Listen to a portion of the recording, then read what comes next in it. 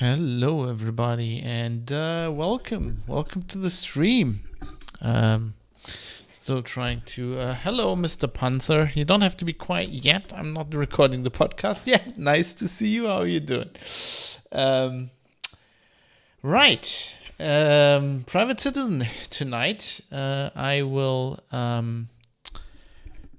talk about the Drachenlord, which if you're from Germany you probably heard about.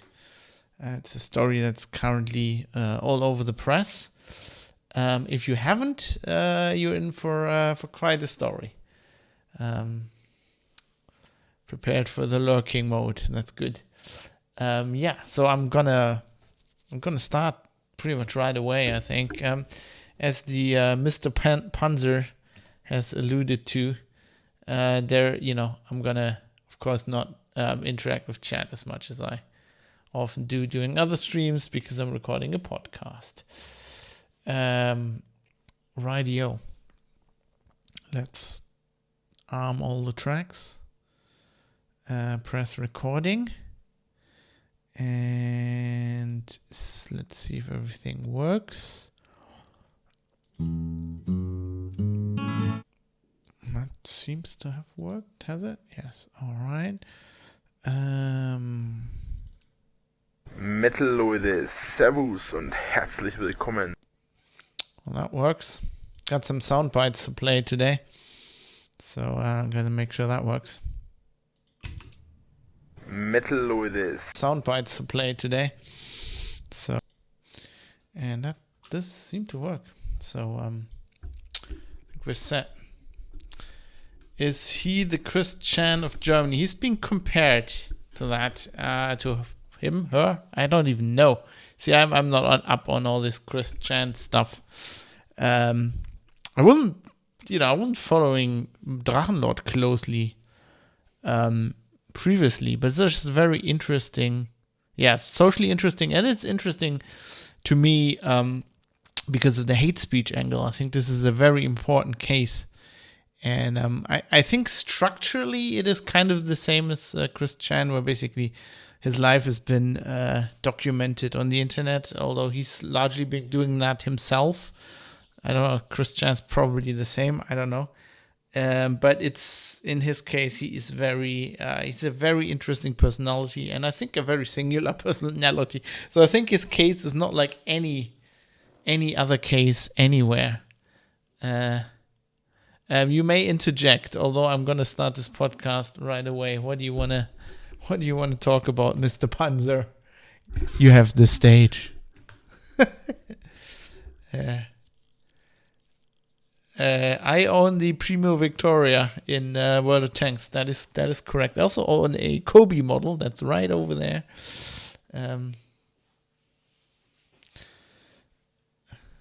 Wired did an interesting documentary. Wired did a documentary. You're talking Chris Chan, I'm guessing, right? Not Drachenlord? Because I was looking for English sources when I was preparing this, and there weren't any, as far as I can tell. Vice. What are we talking about? That's Chris Chan, right?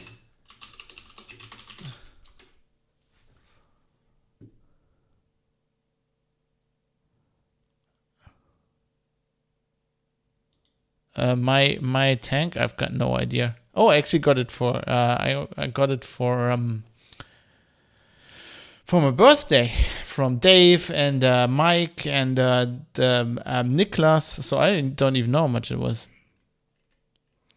Dankula did a video on Drachenlord. I didn't look on YouTube. I wanted like text stuff. So anyway. Let's get going. Let's do this. Guys, bear with me. The reason I need to get going is also I have to do NaNoWriMo today. Still, I'm not gonna stream that because it'll be hard enough to write. I'm gonna do another Nano stream soon, but Vice did a thing about Drachenlord. They had a podcast. All right.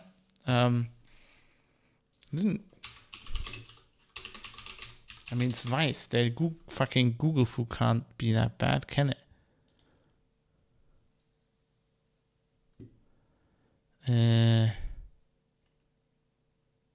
Like, what the fuck's this, Vice? What's that supposed to mean? I know this story about when he was basically swatted. But that was German. I know that German Vice has been talking about him. Oh God, they're talking about this Pornhub account. Oh God.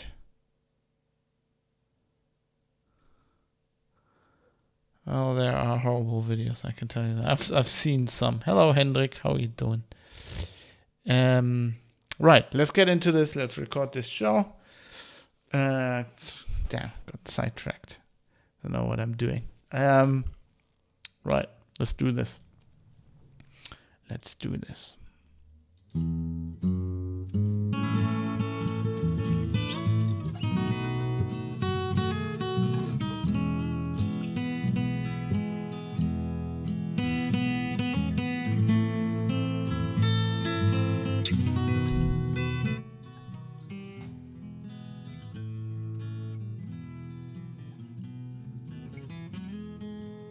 You're listening to The Private Citizen, defending your right to have something to hide. This is your privacy and assorted other social phenomenon podcasts.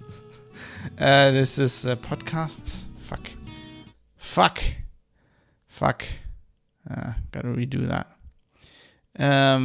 Yeah. I mean, I'm okay with mistakes in the show, but like, I kind of draw a line at the fucking intro, you know. The first minute should be okay. So let's redo that one.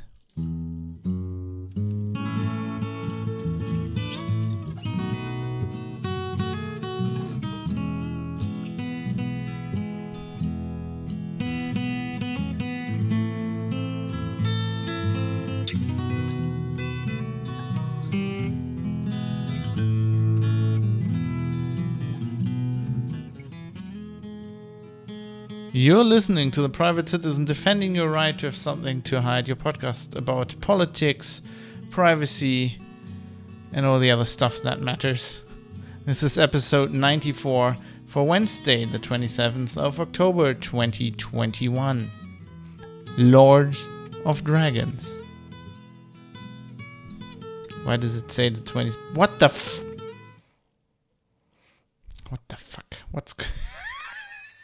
Sorry, everybody. It's gonna be take 3. It's like, what? Wednesday? What? That's why the fucking date is wrong. I was wondering. Oh, I also don't have that's not good. I don't have fucking Hugo running. So if I reload the page, it's gonna disappear. That's not a good thing. No. This is the date from the last episode. This is why everything's fucked. We have the 3rd of November is what it is. I mean, time of day pretty much doesn't matter. Except we don't want it to be in the future. Okay, why? Yes, thank you. All right. All right, let's redo this. Oh, no, let's not redo it like that. Jesus. Take 4.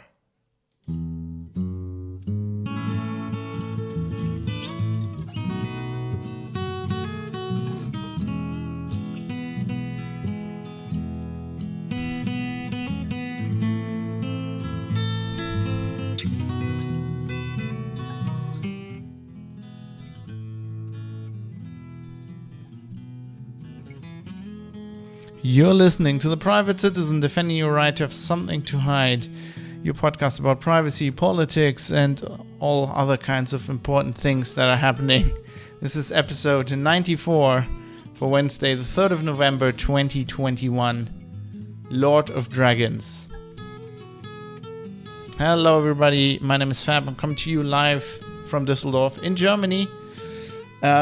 Reporting today on a very German topic. Today we're going to talk about the German YouTuber Drachenlord.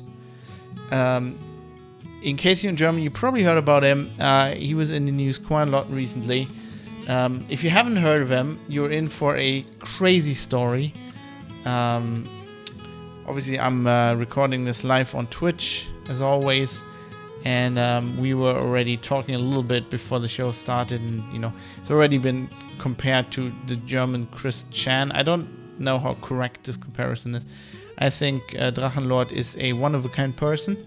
And the story is very interesting. It seems to be very German on the outset. And there will be definitely very German things in tonight's episode. Tonight, I don't know. I'm recording this at night. I don't know what time it is when you're listening to the podcast. But yeah. But even if you are not in Germany, not interested about German topics, I think this is very important. I'm generally talking about this, first of all, because it's interesting. It's an interesting story, but it's also very closely related to the free speech debate or the hate speech debate. I've talked about this before, especially here in Germany.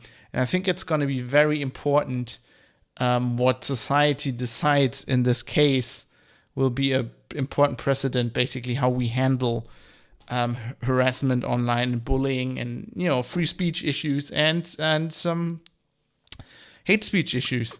And this is a very complicated topic. So I don't know what you're doing, but I recommend you settle back. I'm going to get myself a nice Füchschen Alt here from Düsseldorf. It's got a fox on it. So, it's down my alley. The fox being my favorite animal. Yeah, and I'm settled back, and I'm going to tell you about the Drachenlord today. It's quite a topic. I'm just thinking, is there any housekeeping I have to do? I don't think there is any, so I think we can get right into the topic. So what I'm going to do today is I'm first going to explain what's happening, kind of a little history of this whole thing that's been happening, and then we're going to have a second segment. I'm going to try to analyze it all on a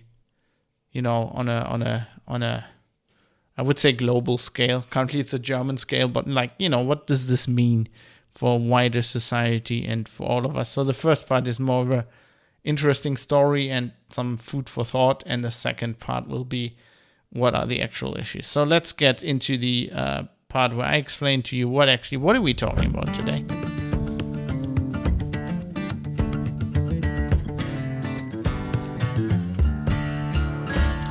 And before I get into this topic, there's something important I have to say. So this dude, Drachenlord, throughout this episode, I'm going to say his name. His name's Rainer Winkler. I'm going to explain in a minute why I think that is okay. And I'm going to play a clip where you will hear where he lives. Why am I explaining this? I'm a journalist by trade, and I take it very seriously. In Germany, we have the press.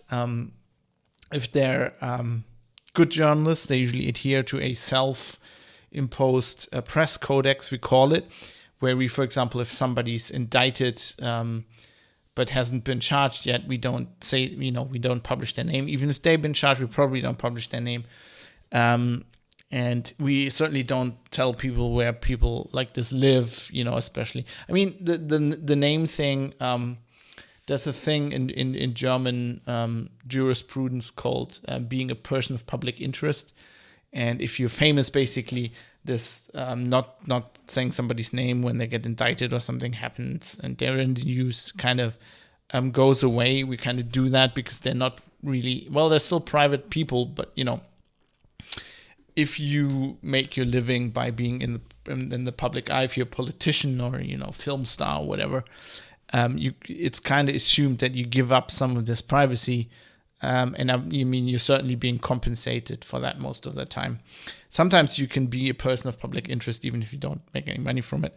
And Drachenlord, or Rainer Winkler, as he's called, his name is certainly, I think, qualifies, but that's not why I'm naming him, and certainly why I didn't censor his address from the clip I'm going to play at some point. I'm mostly doing this because he is very upfront with his name and his address. So if you go to his YouTube channel, and I'm linking to that as usual in the show notes, if you go to privatecitizen.press, you will find the show notes with all the sources I've used. There are a lot of German sources this time around again, mostly because there's not that much English coverage about the guy yet, or at all. But he, if you go to his YouTube channel, he has his name and his address in his description of his channel. So, and everybody knows where he lives anyway.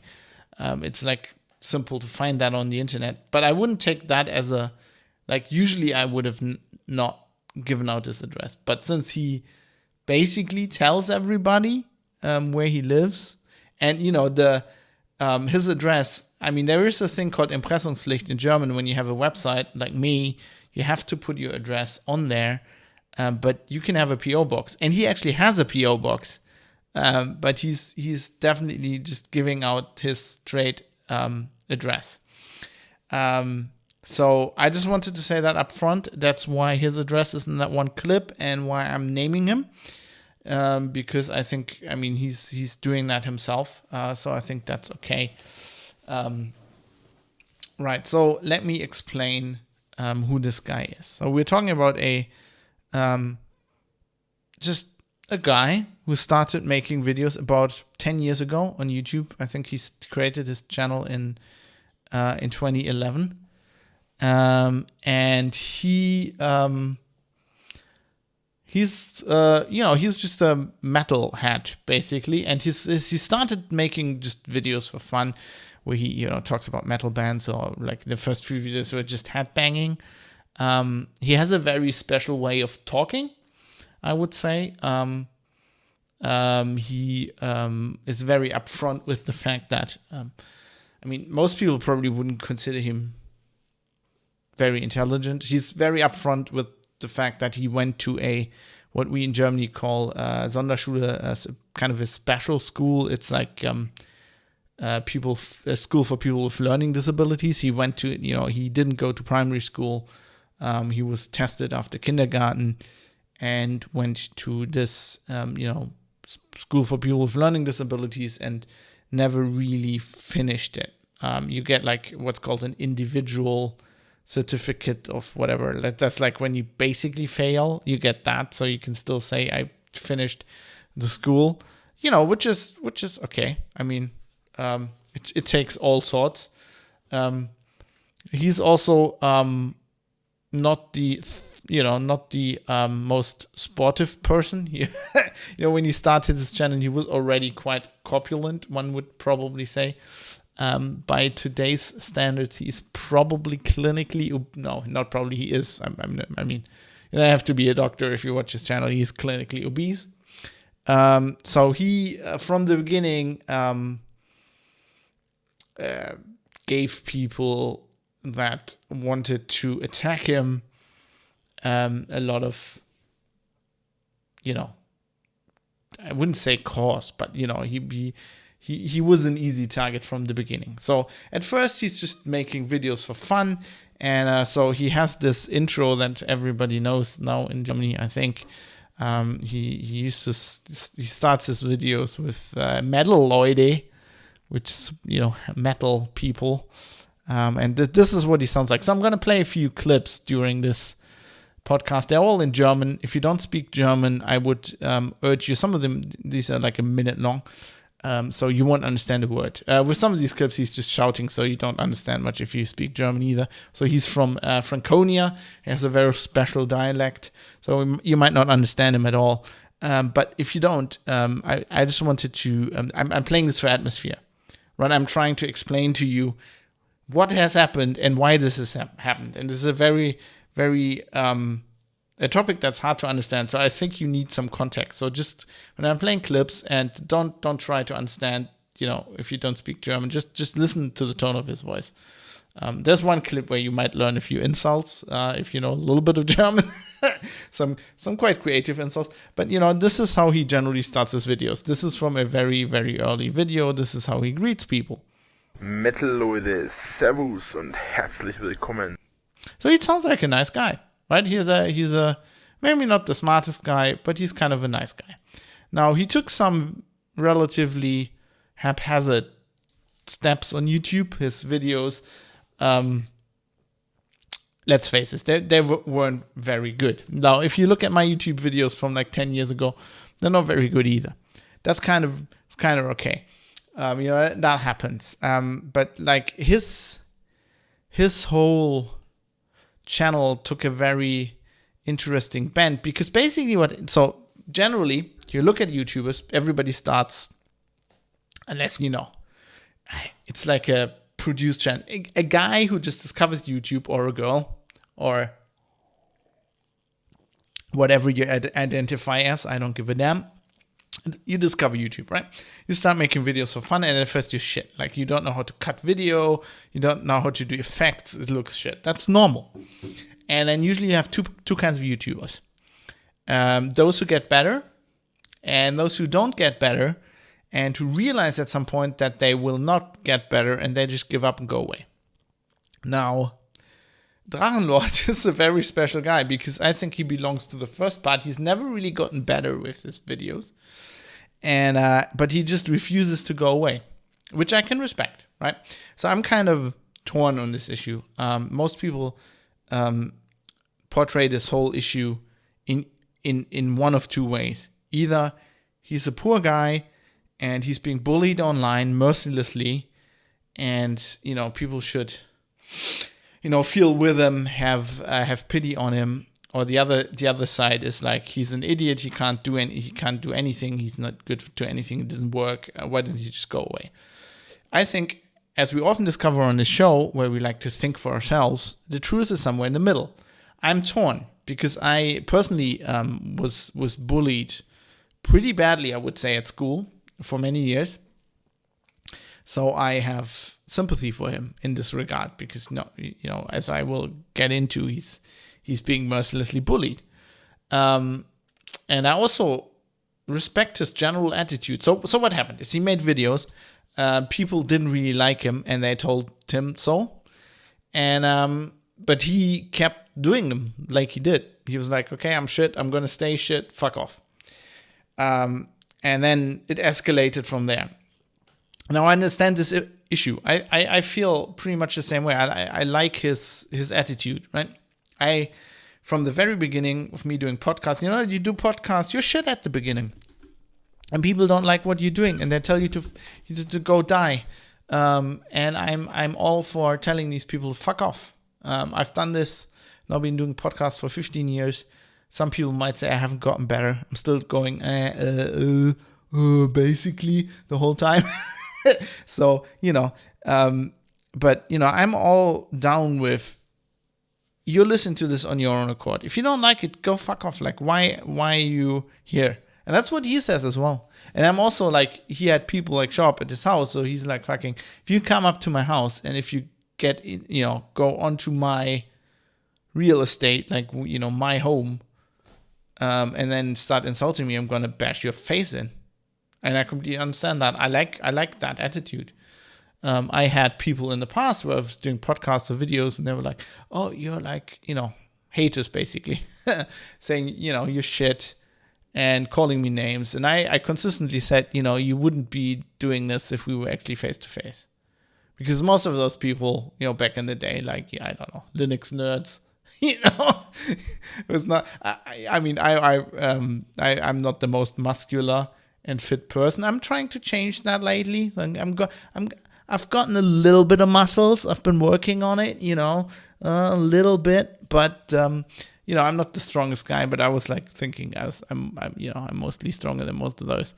And he has that same attitude, and I respect that. I respect his attitude, but I think he's a good example of where you can take that too far. So basically, what happened is he got discovered by some kind of joke forum that I'd never heard of.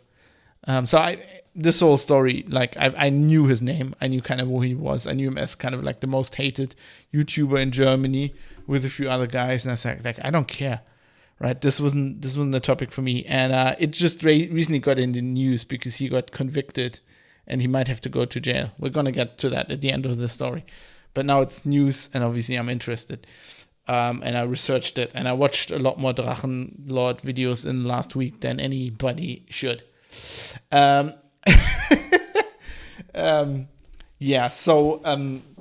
He made these videos. He clearly has dyslexia. He says so himself. So he has problems reading stuff. He has problems pronouncing words. Which is okay. I'm okay with that. Like I'm okay with him doing his thing. That's all good. Like if he does videos and he has fun doing them, and he's like headbanging, he's going like, metal Leute, I'm having fun here. And then haters come along, say, you're shit, you're fat, you're not working, why are you here, go die. And he just says, fuck off, and keeps doing his videos. I'm okay with that. That's cool. I'm okay with him not being the most intelligent person. There's always a person. There's a lot of people that are more intelligent than me. I'm okay with him not being the fittest person. It's okay. Like if he's happy how he is, who gives a fuck? That's not the problem. The problem started when I think his channel got a lot of followers, and it all started with this forum, with this fun forum, like joke forum, right? And they basically started posting his videos and going, look at this idiot, can't even fucking pronounce the most simplest words, and then they were making fun of it. Now, he didn't ignore them. The problem is he basically started making videos about his haters, or as he likes to call them, haters. So these guys actually call themselves haters, H-A-I-D-E-R. Now that is like their thing. That's what they're called. What he did is he basically started making videos about he makes a video about, I don't know, black metal, and says something like relatively stupid about black metal fans, right? And then somebody writes in and goes like, you fucking idiot, this is not what black metal fans are like. You're too dumb to even walk. Like, look at you can't even make a video correctly. So he makes a video reading that and then like attacking the guy, going, oh, you're shit, you're fat, you're an idiot. And so he starts this vicious cycle, basically feeding the trolls. He's a very good example of why you shouldn't feed the trolls. I mean, you can feed the trolls a little bit. I do it sometimes, for fun. But like the idea is, so if I have a troll on Twitter, I will just, reply to them with GIFs or whatever, right? The idea is not to get emotionally involved. So I learned when I was bullied in school, it took me years. And I had to get out of the bullying situation to understand this. And when I came back, I knew that bullying works because the guy who's like tormenting you, or the girl, is causing something in your brain, in your emotion. And they feed off that. Like they cause you trauma, emotional trauma. And they feed off that. The only way to stop this is either to fucking smash their face in and kick their teeth out, which works. But I was brought up as a kid to not do that, which maybe was a mistake from my parents. If I had kids, I would bring them up a little bit differently. But all right. Or the other, what I learned is if you just emotionally shut yourself off from that, if you can do that. And, I learned it myself. I'm sure if you have problems, if you're being, bullied and you have, I don't know if I would say I had depressions, but I was very unhappy. I'm sure if you then go to like a psychoanalyst or somebody who can help you, I think there are probably methods for this. I just probably learned it naturally. So what you do is you shut yourself off from that. You realize that it's only words. They can't hurt you with words. And the reason they're bullying you and they're not like physically attacking you is because they don't want to do that, or they're afraid of that, or whatever. These kids that bullied me in school were like smaller than me and fucking scrawny. Like I could have just physically dominated them, and I probably should have, and it would have saved me, years of pain. But I learned that you can just shut it off emotionally. And I'm not saying it's easy. It's probably if you're in a spiral and if you're already like psychologically impacted by this, it gets harder. But if you get to that, you realize that, they can't hurt you if you don't let them. And that is, the Drachenlord certainly hasn't understood this. And so what he does is he attacks them back emotionally, and you can see it in his eyes that he's emotionally impacted by this. And so that just feeds them more. That just tells the bullies that what they're doing is working. So he created this vicious cycle. And he, I think at first, inadvertently created something that is called the Drachen game, which is what the haters call their hobby, which is to mess with him. And it takes many, many different shapes and forms, and it got worse over the years. So at first they're just, there was hateful comments. Then later on they're actually, messed with him in a way where like a woman would claim to want to start a relationship with him. There's a very painful live stream where actually he proposes to a woman he's never seen. She's wearing a mask. Right, she's wearing a half mask. You can't see the lower half of her face. And this was long before the pandemic. And he is actually proposing to her in a live stream. He's never met her in person. And he's proposing to her. And he means it. And of course, she's a hater. And there are other people in the room. And they start laughing.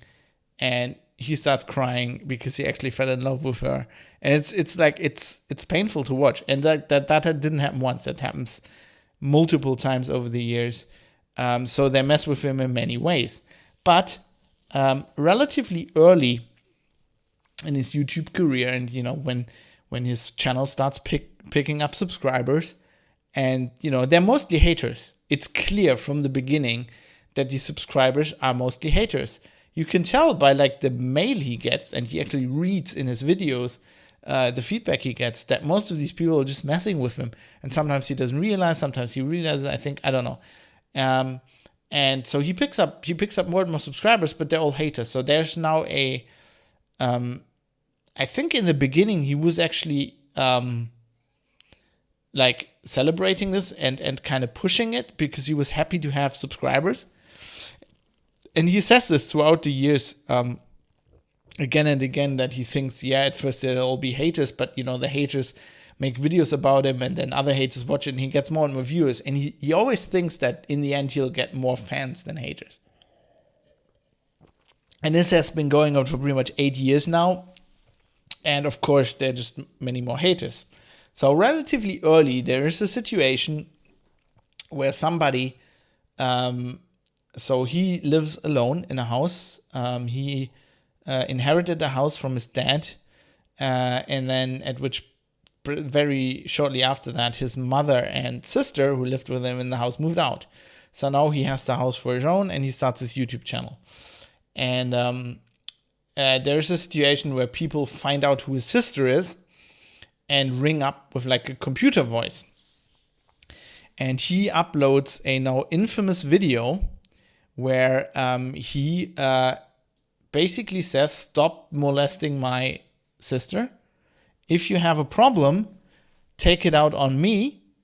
And he gets very angry, tells people that he gives them his address, tells them they should come to his house, and he will kick their faces in, beat them up. I'm going to play it. This is obviously German, but you can just listen to the tone of his voice. He gets more and more agitated. It's a good example of a lot of videos he did over the years where he basically calls out his haters and gets very, very angry. And this is, of course, what feeds the trolls, right? So this is most of the video where he says, "Come to my house and I'll beat you up." And this is where people know his address from. And since then, this was like 8 years ago, I think, he hasn't moved. He still lives in the same house.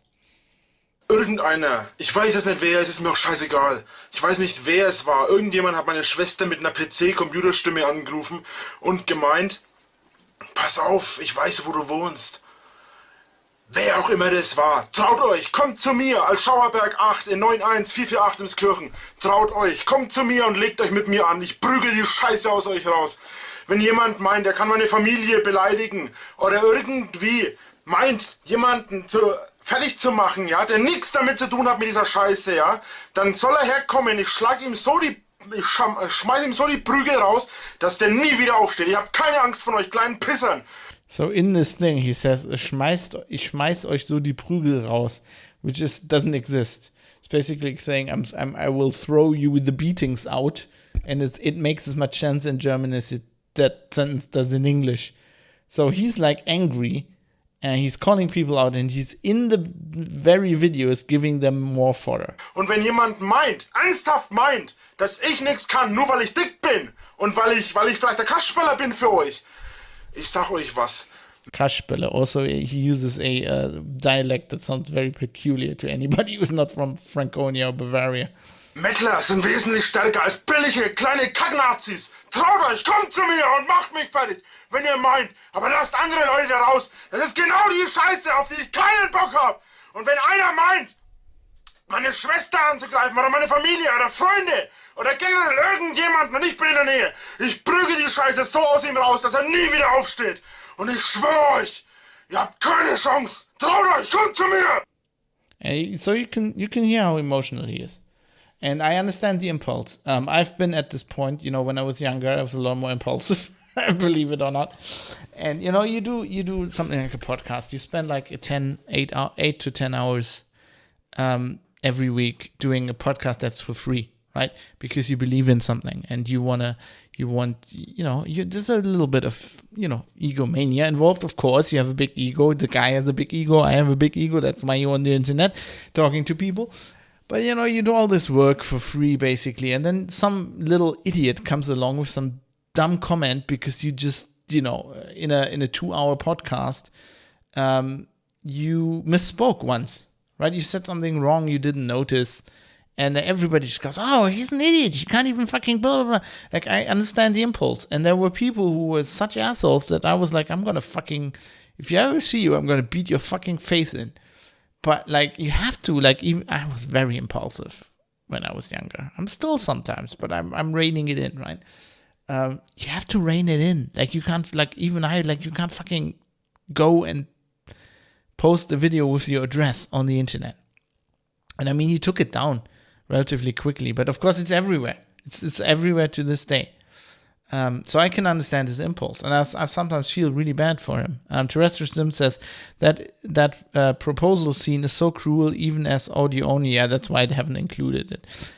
Even if you would really dislike the guy, it is terrible to watch, listen to. It is. A lot of the stuff people have done to him over the years is terrible, really terrible, and you feel like really, really bad for him, because in the end, he's just. I think he's a nice guy. He's a nice guy. He can be an asshole like everybody, but at heart, he's a nice guy. He's just like not the smartest guy, I think. I think what I just played just proves that. Telling people to come and you will beat them up and giving them okay, just pick a neutral spot, right? And tell them to be there at like 12 at midnight. Or whatever, like Fight Club. Don't invite them to your fucking home. That's just asking for trouble. It is somewhat perplexing. But so he did that. He says it's to these days he said it was a mistake. But there is now, if you follow the reporting on his story, it's basically, yes, he once broadcasted his address, and now the haters have his address, and they come to his house every day, and they harass him. And as usual, a lot of my colleagues in the press haven't done enough research, and if you do a lot of research, you will figure out that it isn't that easy. Yes, he did that. But it is also fact that the first recorded visit of somebody going to his house was over a year after this video. And when he released this, he already was being hounded by this forum, possibly another one where there was like some neo-Nazi black metal. I didn't even know that existed. How can you fucking this? I don't know. Yeah. So there were lots of people who wanted to mess with him even at this point, but nobody ever came to his place. And so a year later, people start doing this, but like the first visit is somebody drives by, films his house. There's a guy who just basically goes to the supermarket, buys the guy's favorite food and energy drinks that he always, talks about in videos, and just drops it off at his house. Right? Which in itself, like, isn't bullying or anything. I mean, this whole situation didn't start that. But the problem is, he concentrated more and more on his haters, and more of his content was just talking about the haters.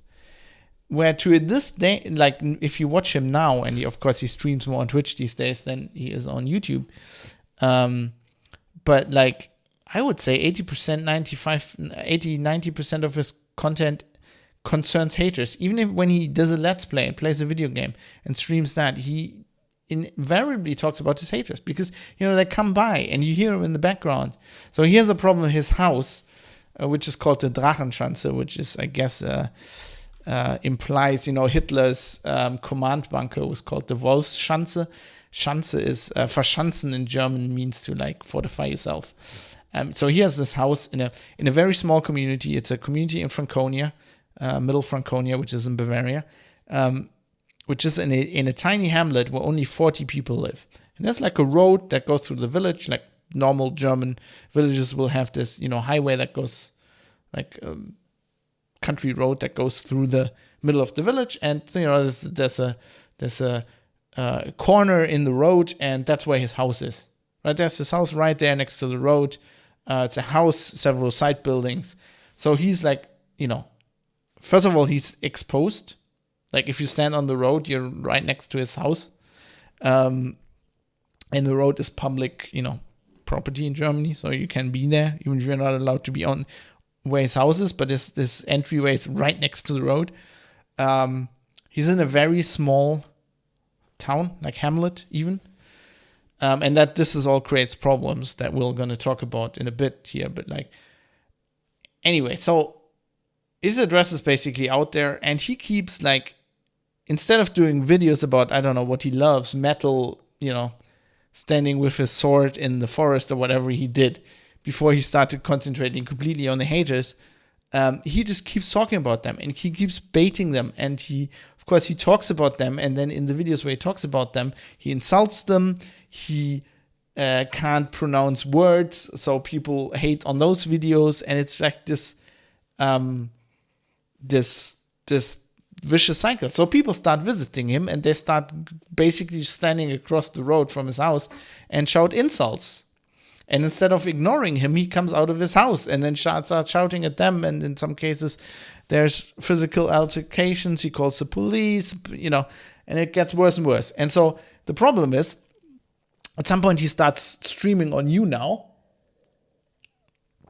and people watch his stream, and then there's like haters in the background shouting at him, and he gets mad. So like, it's the cycle of the trolls actually seeing live how other trolls actually manage to completely unhinge the guy, and they're like, this is great troll fodder. And it just explodes from there. But also, it's not that simple, because he likes to portray it in a way that he posted his address on the internet once, and that was the problem. But that's not the case. So this was in, I think, 2014. And then until 2015, like, nobody visits his house. And then it starts coming up. But like in 2016, there's a period where he doesn't have any power, because he had so much debt that the power company actually cuts off his power. In Germany, it's really hard to do because we have basically power is considered like water and existential right. So even if you don't pay your power bill, like you'd have to rack up tens of thousands of euros until they cut off your power bill. It is rumored that at this point he had about 60,000 euros in debt to the power company, so they cut off his power. So he didn't have power for a while, and he needed money. I don't know if it was because of that, but so he started actually inviting people to his house. Well, there was an incident where he actually invited people to his house to have a party. This was even before that. And they were actually haters. And he knew, and he invited them and was hanging out with them in his barn. And then at some point, they ran out of something. He actually went to the service station and left the people there. And they went in his house and documented everything, because his house is completely falling apart, because he even in the beginning he didn't have his life under control. The house looked like a fucking ruin, and it's getting worse and worse and worse. But they were taking photos. They were playing a hater song on the guitar while he was gone, filming himself on his guitar, filming themselves. So, he invited people to his house. Later on, he invited people for poster signings. He had posters, and very early on, he had signature, autograph cards and shit like that, even though he had 4 fans. I don't know, hubris, no idea. But he actually invited people to his house and posted his address once again and said, come to my house, we'll have a poster signing. And obviously people turned up who didn't like him either as well, and then it all escalated. It escalates so much that on the 20th of August, 2018, my birthday for some reason, there was the so-called Schanzenfest, where up to 400 people turned up at this place. And the police had actually sent 200 of them away and, basically cite them and whatever. And there was hundreds of police there. We're talking about a 40-inhabitant hamlet where 400 people turn up. Just imagine that. And they're just standing in front of his house, shouting, drinking beer, and having a party. It just escalated quite a lot. Hendrik says in chat, I think people find reason to justify their actions, but one must also see that the Drachenlord was exposed to psychological terror for years. Yeah, I'm gonna talk about this later. This is still the history bit, but the thing we need to consider is, yes, he has, but he's also baited it continuously, right? Because I've been bullied badly myself, I know how bad of a feeling it is. Not as bad as he has, but also, so I was in school. If I had the possibility to go into another, go into another class or to another school, I would have in a second done that. All I wanted was getting out of that situation. I wanted to get away from those people. And I eventually did. Eventually, I spent a year. So I was bullied all through till grade 11. And then I went a year to Australia. And I realized it changed my life. I realized how nice people can be, how school can be fun, how you can be actually liked for the person you are. And that's where I learned, basically, when I came back, I learned that, bullying is just words and stuff that all crystallized over the following years. But I came back and I was completely okay. Even they could have put me right back in the same situation with those people that bullied me. And after that year in Australia, where I was special and everybody liked me, I was the German exchange student, and I started to get self-confidence, I would have been completely okay. I would have just ignored them. So while I understand that bullying is really bad, what I don't understand is how you're in a situation where, he can, probably not at this point, but he could have stopped it. He could have if he just ignored the people, it would have stopped. And at some point, you must think, if 10 people turned up on my house, I would have thought, okay, we need to change something here. But he went in a direction where he's if I change what I'm doing, they win. Which I can understand. I understand that impulse. But at some point, you have to think about that and think about how that, yes, he has been exposed to psychological terror for years, but he's also maneuvered himself into this situation. There are several other YouTubers, even in Germany, who basically became big because they were, fat and not very intelligent, and people made fun of them. And several of those people some of them stopped being on YouTube and they've turned around their life and they're now very happy. And some other people stayed on YouTube and they became very successful. Just by ignoring the haters, still doing what they wanted to do the way they did it, and engaging with the people who were lighthearted and had fun with them, right? It's the same. You can see this in every Twitch chat with streamers that getting bigger, where they're like, you learn to engage with the people who, like, you can see the same dynamic that has happened in Drachenlord's life. You can see that happen in like Twitch chat with like smaller streamers. I mean, the bigger streamers have learned it, right? So that's how they became big. But like when you get bigger, you get haters, and you can see the streamers who are doing it wrong, who are engaging with the haters, and so that makes the haters hate more, and then it just spirals out of control. You just have to ignore them, and you have to engage with the people who like what you're doing. Like anything else, it's an understandable impulse, I think, emotionally, but at some point you have to like Drachenlord's story shows what happens if you keep engaging with these people. You give them what they want continuously, so they don't go away. They become more and more and more. And I think, yes, he kind of says, okay, if I change what I'm doing, they have won.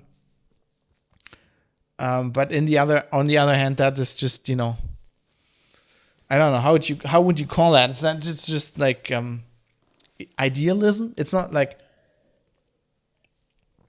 if you analyze your situation in reality, you see that what you're doing is not fun for you, right? So it's like, what would you rather want? Maybe give up some of your pride where you like actually had to change, or just like live in the spiral for like ever.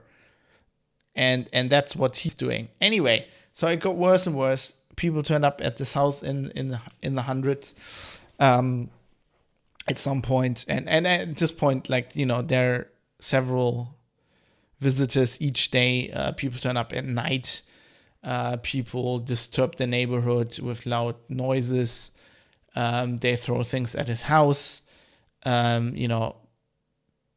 paint and eggs and shit.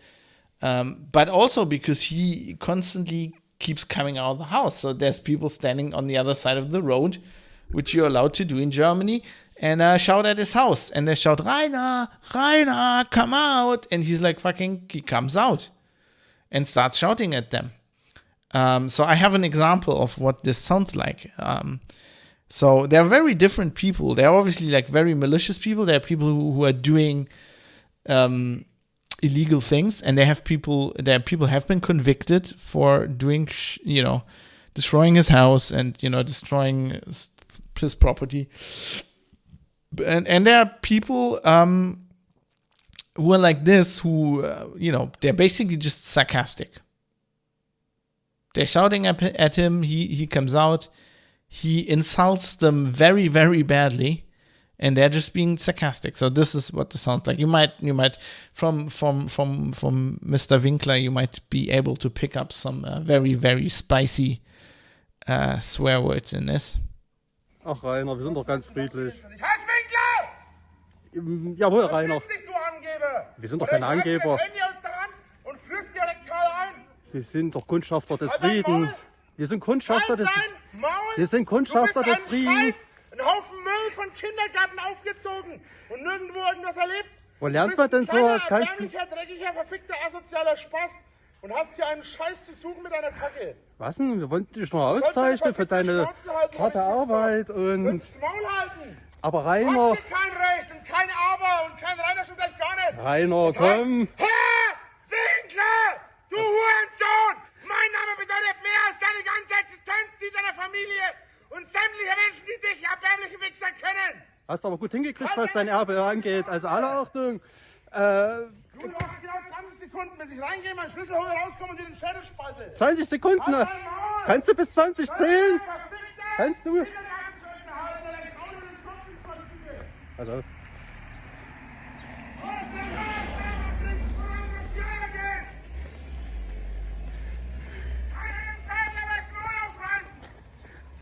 Aber Rainer, ich denke, du wolltest bis 10 Sekunden draußen sein. Jetzt sind es nur noch 5.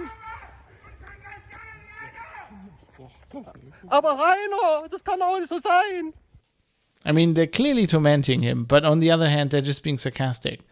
Like, if you have guys like that to diffuse the situation, you could just not yell at them. And they'll probably go away after 10 minutes. Like, if he didn't come out of his house, they'd go away. Like, these guys are not the guys who are throwing things at his house. And you can also see the other part of this situation is that the people living around him are being tormented, right? And largely by him yelling. That is by far, like, okay, some people come there in the middle of the night and then they put like music on in their car or whatever. But yeah, in that case, you can call the police, and they always turn up there as well. It just takes a while, because he lives in the middle of fucking nowhere. But he calls the police like 4 or 5 times a day. But, you know, he's also like the whole village just fucking can't take it anymore, right? And it's, again, this is like, there's two sides of the coin. There are people who are coming there who really, really like this, want to destroy his property, want to really take, really, really make trouble. And then there's basically these people who just walk by. And sometimes he has a camera on his surveillance system now on his house, but it's like, it covers the road. He also films the road, which legally he's not allowed to do in Germany. He's allowed to film his own property, but okay. I can understand in his situation. But like sometimes there's just people who ride by on a bicycle, who are probably not even involved, who see his house, which looks like fucking Dresden after the war, like literally. By this time, it doesn't have any windows anymore. It's like, it looks like, I mean, part of it is the haters who like been throwing stuff in his windows, but the other part is like, it's just been falling apart. Like, you know, he inherited this house with like a dog, with like a cats and a horse and chickens and pigeons, and they all died because he basically didn't feed them. The horse had to be taken care of by the neighbors. And all this kind of stuff. So it was turning into ruin before the haters turned up. Of course, they made it worse. But this is just people stopping because that house, they're just cycling past. That house looks like weird, and this guy comes out and starts shouting at them. And it's just like, I understand this impulse. He's fucked off. These people keep doing this all the time. So he just yells at everybody and wants to fucking destroy everybody. But at the end of the day, while I understand the impulse, at the end of the day, you have to have some self-reflection and realize that a large part of this problem is also you. While we're talking about this, of course, this is also a privacy issue. It is an issue of his privacy. But like, I mean, there's several ways he could have diffused that. Like, if he had just moved, for example. Let's say he had moved from this little fucking hamlet in this house he lives, where there's like the next police station is like 20 minutes by car, to the middle of Hamburg, where lots of other YouTubers live, into some place in Hamburg. Hamburg fucking police isn't gonna allow people turning up at your house, standing on the other. Like, if they live, more people live around you, they'll just go mad. And the Hamburg police, we know what they do. Like with the G20 demonstration, they're very, they have a lot of training every year when like the left anarchists start their thing where they like burn everything to the ground. They're very, very, very stringent in just, taking care of that shit. So if we lived in a place like that, this situation would never have developed like this. Or like in Düsseldorf, where I live, if there were people outside my window standing there at all times of day, how many neighbors would fucking, what the police would fucking just like, I mean, it's limited to what they can do. That's why it's a privacy issue versus like a public issue, right? If you're on a public road and stuff. But I mean, in his case, the police has tried a lot of stuff. They have actually, You're not allowed to drink. There's like a zone where you actually can't gather. They can actually usually you have a thing called Platzverweis. If you're somewhere where you're not supposed to be, the police can like ticket you, and you're not allowed to go back for a week. But in his case, like that whole area is like there's like a zone now where that counts for 3 years. So if you've been ticketed and you come back within 3 years and they ticket you again, I think it's actually a felony. The people have been convicted. Terrestrialism says some of the haters actually painted swastikas on the grave of his father. People did horrible things to him. I'm not trying to do that, right? Like, I'm not trying to saying that doesn't happen. Horrible things. But like, people have been convicted for some of these things, and by far not all the people that turn up to his house are these kind of people, right? A lot of these people are really, there's like an interesting thing where a lot of them are students, and he keeps shouting, why are you so dumb, you're fucking students? And they're just bored kids, I think. I don't understand those people. But like, on the other hand, he says some incredibly dumb and tasteless things in his videos. I can understand why people are mad at the guy. I cannot understand turning up at his house because of that. Like, I can understand going there just to see because it's a social phenomenon at this point, right? I can understand then going there because, his house has been put into like Flight Simulator. There's like a CSGO map, and like, I can understand as a social like internet phenomenon going there and seeing it once, and he comes out yelling at you, and you're just, okay, I'm out of here before the police comes. But I don't understand any of the hateful stuff. But also actually painting swastikas or something would actually be categorically be hate speech, actually, under the German, even under the old hate speech laws. But, I don't think they did that because they're actually Nazis. I think they did it because they knew it would wind him up to no end. And he always gives people what they want. So I'm going to play another thing. This is from one of his live streams, where this is actually painful to listen to. So just be aware. Probably grab a drink beforehand. I'm gonna have some more beer because it's actually very painful. So this is what, like, you can hear, even if you don't understand the German, which I'll stop understanding it at some point, where he's just like incoherent and his accent takes over.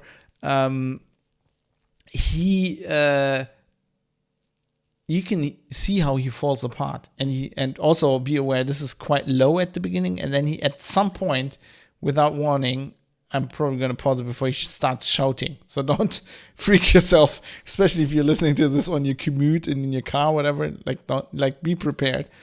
But I just want to show you how he falls apart, and how it is hard to listen to, and you feel sympathy for him, but also listen to this in the aspect of, like, trolls and haters, and how that is exactly what they want. He gives them on a regular basis in live streams exactly what they want, which is this. Angeblich sind Zivilkräfte vor meinem Haus. Wenn das Zivilkräfte sind, was ist dann die Polizei, Alter? He also very, very badly insults the police in this, and he keeps doing this, and I think that also doesn't help his case, especially with the police. When your job, when you're in a little town in Bavaria, and like 50% of your job is just turning up to this one guy's house, that will already tax your nerves. If he then calls you lazy and fat and dumb, and you're not doing your job, and he's actually been convicted for that again and again, it doesn't help. Right? Why is he insulting the police? He's frustrated that they don't get there fast enough, but he lives in the middle of fucking nowhere. The police is the only people on his side, pretty much. Well, and some Spiegel columnists. We talk about that later. But, like, I don't get that. Anyway, I'm going to play that again. Angeblich sind Zivilkräfte vor meinem Haus. Wenn das Zivilkräfte sind, was ist dann die Polizei, Alter? Die Bullen unternehmen einen Scheiß gegen diese Idioten. Wofür zahle ich eigentlich meine verfickten Steuern? Die sind so knapp davor, dass ich meine Beherrschung endgültig verliere.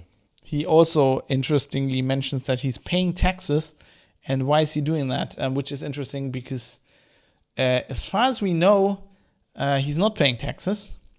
He should be, but like in a recent court case, that was the thing that was in the news.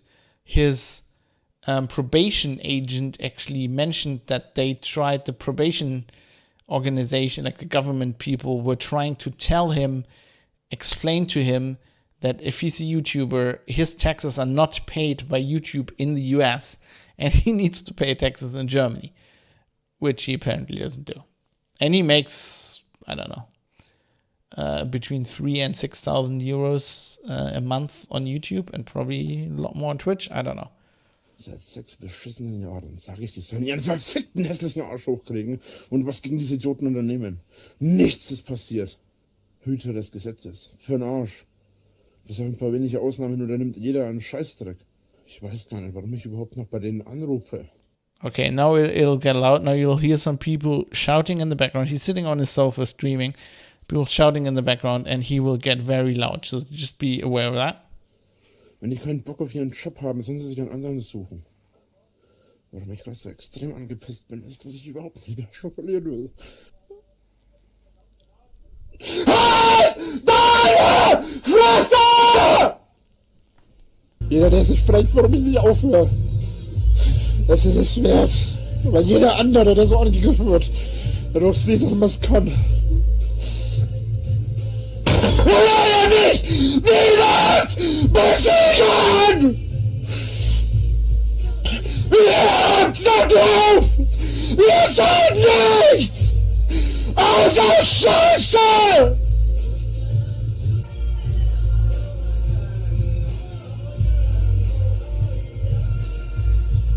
Ja! Rennt ihr Feiglinge! Bevor die Bullen kommen! Ne?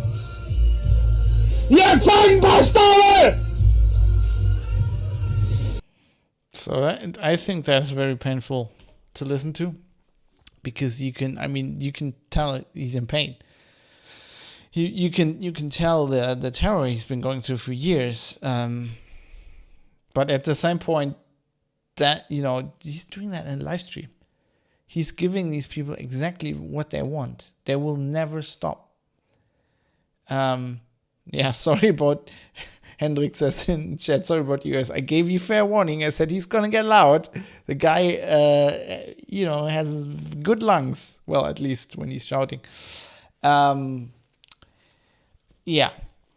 it's been escalating. He actually, he kept hitting people who, he actually came out of his, he went onto the road, the public road, and then hit people. He hit a guy in a car, destroyed the window, threw bricks at the car, insulted the police. So some time ago, I think a year or so ago or two, he was actually convicted for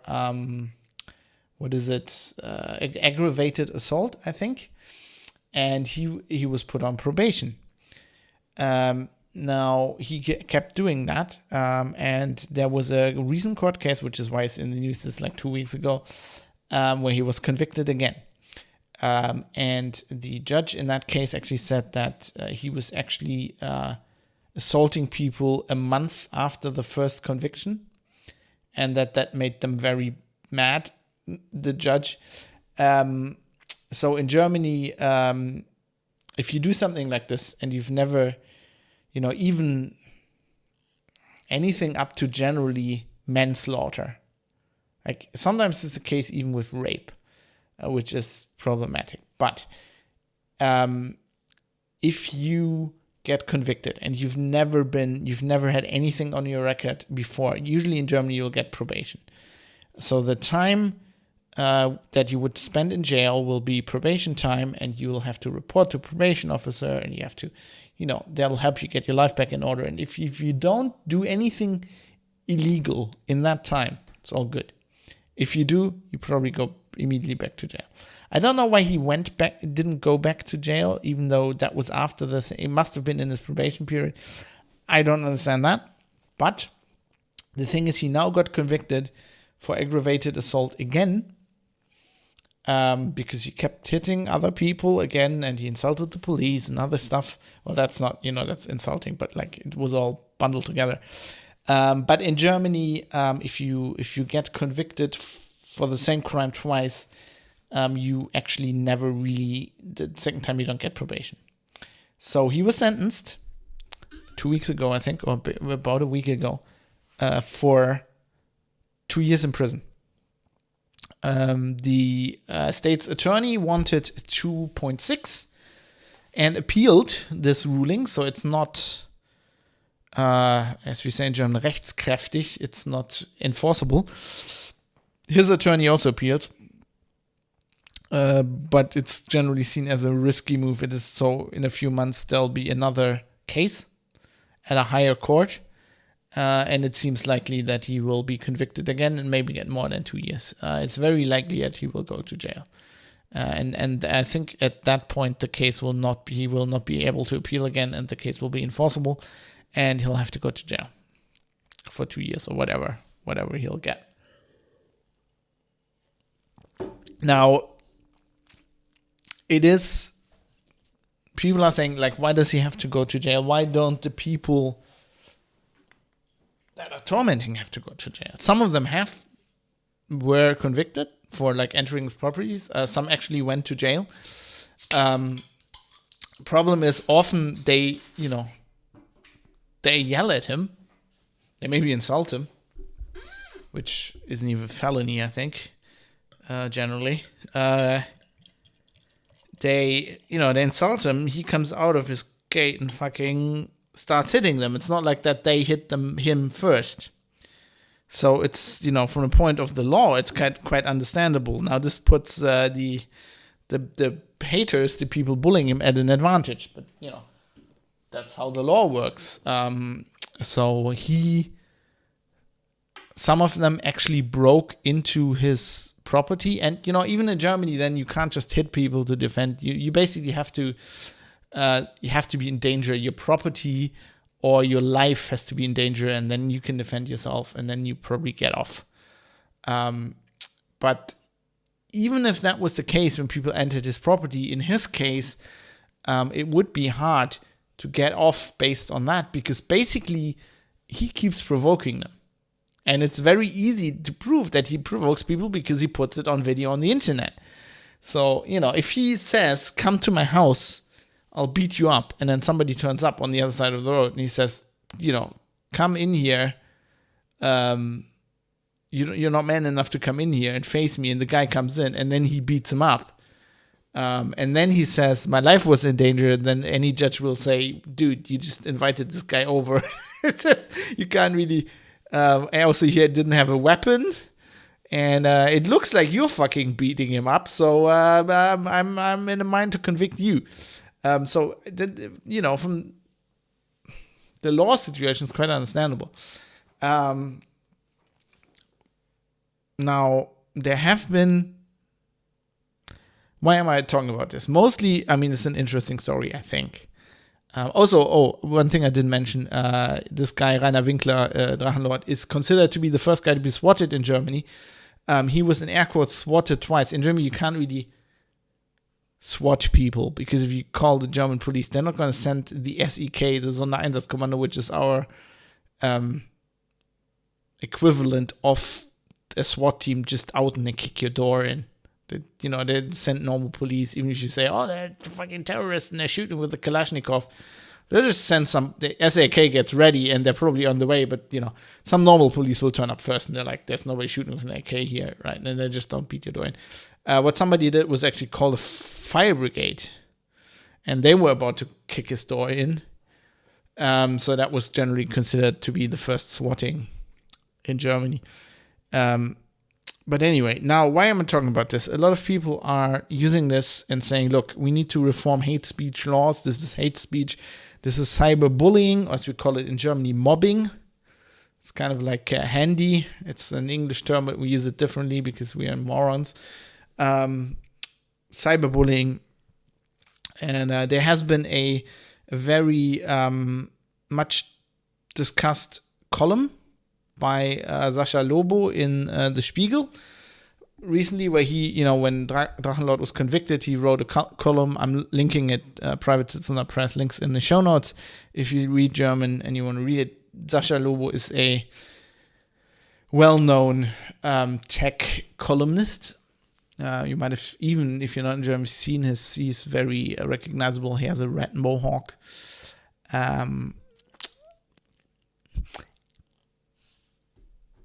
I don't have anything personal against the guy, but pretty much anything I've read from him in the last 5 years, I've disagreed. Actually, interesting, before I knew he wrote that column, I wrote a column which was published yesterday, actually, in the Ostfriesen Zeitung, which is a small newspaper in northern Germany. I wrote a column about the Drachenlord where I said, I don't understand why journalists are going in Germany, country, are going, the internet is spilling into real life. This is all bad. We can't understand why this is happening. And my point was basically the internet is real life. Anything you're doing, your taxes, anything, ordering food, ordering you do everything. You don't talk to, like, your opinion is in the social network. Anything you do these days is probably also in the internet. You can't, digital and like your analog life, you can't tell that apart. That is one thing these days. So if you invite people to your home on the internet, of course they turn up. That was my take. Lobo's take was, this is horrible. It's a martyrium. The poor guy, he's just being tormented for no reason. He posted his address once where I think he just, I think it's clear Lobo didn't do enough research on this. He didn't, like me, watch like about 40 hours of the fucking guy's streams, where you get a very clear picture that he's not just a YouTuber and streamer who creates content and then has haters. His whole content for years has been the haters, right? That's how he gets his audience. So it's a bit more complicated. But anyway, Lobo's like, the German state isn't doing enough. So this is opening a discussion where they're like, it's hate speech, cyber mobbing. We need laws against this. And, well, I want to discuss this now. I want to go from this, I've told you what happens. I want to now go into discussion what I think this means for society.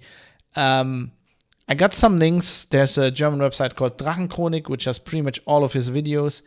Also the ones he deleted, they're archived. It's a chronology of what happened, the people who visited him. It's very good material. If you actually want to, in the spirit, I mean, lots of this is obviously German, so I can't help that.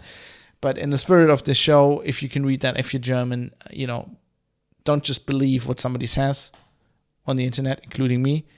Go there, create your own picture. Read it for yourself, think for yourself. That's what this podcast is for. I'm just going to say, do that. But if you don't want to, which I can understand because I've watched 40 hours or whatever over the last week of this guy's streams and commentary and shit on top of that, and old videos of him, it's probably better for your brain if you don't. So, you can believe me and my judgment, or you can look it up for yourself. It's up to you. I totally support you in doing your own research and disagreeing with me. The important thing is doing your own research and coming to your own conclusion based on good information and not on a gut feeling, I think, like Sascha Lobo did.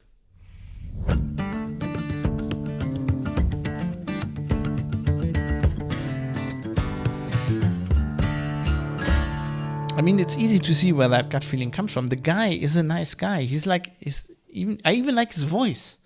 And I like it. I think it's really funny, like the little things he does where he pronounces things weirdly. Where he doesn't say Hagebutte or Hagebutte, he says Hagebudne. I don't know if it's his fucking accent or if he can't read the word properly, or I don't know what it is, but it's kind of endearing. I kind of like the guy. But then he gets like these just, they're not even rants. He just gets angry and shouts at everybody, and you're like, I understand you're in pain, but this is not the way. So the question essentially is, somebody is being bullied. on the internet. I understand that. And we have to do whatever we can against that. But we can't just forbid people from walking down a public road in some small Bavarian village. Because people legitimately might just want to walk down that road. There's two sides to this. At which point does somebody who's mercilessly being bullied, who keeps reinforcing that dynamic and shows absolutely no willingness or even understanding of the cycle he's in, and no willingness to wanting to break out of that. At which point is he like, I don't know if he's responsible, but he's definitely part of the problem. And he's creating a problem not only for himself, but for all the people who live around him. So one of the things, for example, where Sasha Lobo says that the state is not doing enough to solve this, I vehemently disagree. The police comes whenever he calls them. And as part of this recent court case, his strategy to get out of that, so the court said the first time he needs to change his behavior. He needs to stop baiting the haters, and he didn't. But at court, he and his attorney said he's going to change his life. He sold his house. Because like a big part, a big motivation, I think, by the court to actually go lock him up. It's not only him, but the trouble he's causing for the whole community, right? And that only goes away if he goes away. Anyway, so he was preparing this deal or whatever. He was trying to show how he changed his life. And one of the things was he's going to sell his house. And his plan is he's not going to live anywhere. He's going to have a postal address, but then he's going to go van life. He goes to Hamburg and lives in a hotel or his van, and then he makes a video and only uploads it when he's already gone and in another city, so the haters can't find him. He's still speaking a dialect, not with an accent, although it's not German anymore. It's a dialect, but like, I don't know. It's hard to tell. I don't even know if it's a fucking dialect or if he just can't talk. It's weird. Let's not get into linguistic debates, all right? But the interesting bit about this is, his house is fucking ruined. You can't sell that to anybody. I was like, who bought his house? And it actually came out in the court case that the community he lives in, bought his house. They bought his house. The house is worth nothing. The house is worth minus money because you'll have to demolish it and probably salt the earth. It looks bad. If you wanna look up Drachenschanze on the internet, it looks really bad. Maybe I should put the picture in the show notes. I think we can actually just gonna look one up and then I'll put it in the show notes after I do this. And somebody designed a Lego set on like Bricklink. It's in Second Life. Their models. I was gonna have to find a picture that shows the one building that is also actually falling apart. I'm gonna put a good picture in the show notes, so just that you see what it looks like.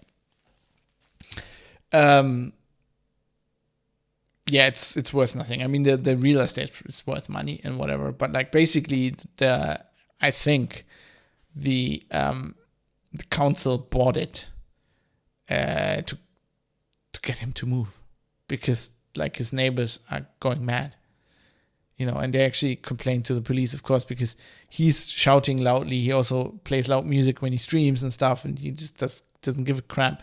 Everything's falling apart. Being his neighbor must be almost as much a nightmare as being bullied is for him, I would think. The state is doing things. Nobody else would have bought his house. He would never have probably moved out on his own accord. It is an interesting situation. Also, if you consider that if people like Lobo, who basically strongly point in the direction that we need to change the laws, I would say, this is a very peculiar case, and it's one case. And the question is, do we want to impact all of our rights that everybody has, like for this guy, who, no matter how much sympathy you have for him, and no matter how much what the fucking haters is doing is horrible, and they probably should go to jail, or at least some of them, it's a very peculiar situation, because everybody else would have just fucking moved or stopped making videos, or just fucking stopped provoking the guys. Right? You can see that it wasn't like people started throwing shit at his house.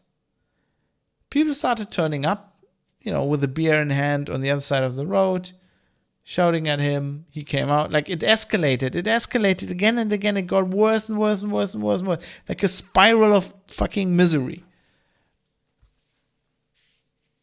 And while I can see why, I cannot understand from a personal perspective what he did, but I can intellectually understand it, right? I can understand the impulse, and I can understand being that emotional where you just can't think clearly, and you're doing it over years. But I think it should not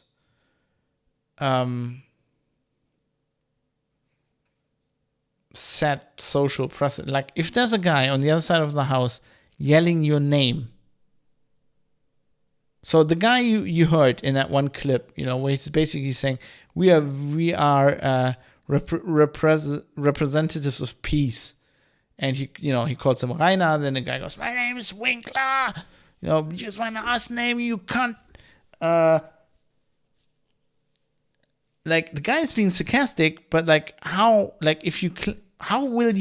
can you make that a policy or a law where that guy, what about what he did? That guy did is hate speech, that he turns up at the guy's house.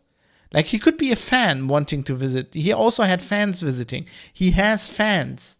He has people sending him money. That's what he lives for. He's people sending him food, bringing him food. How?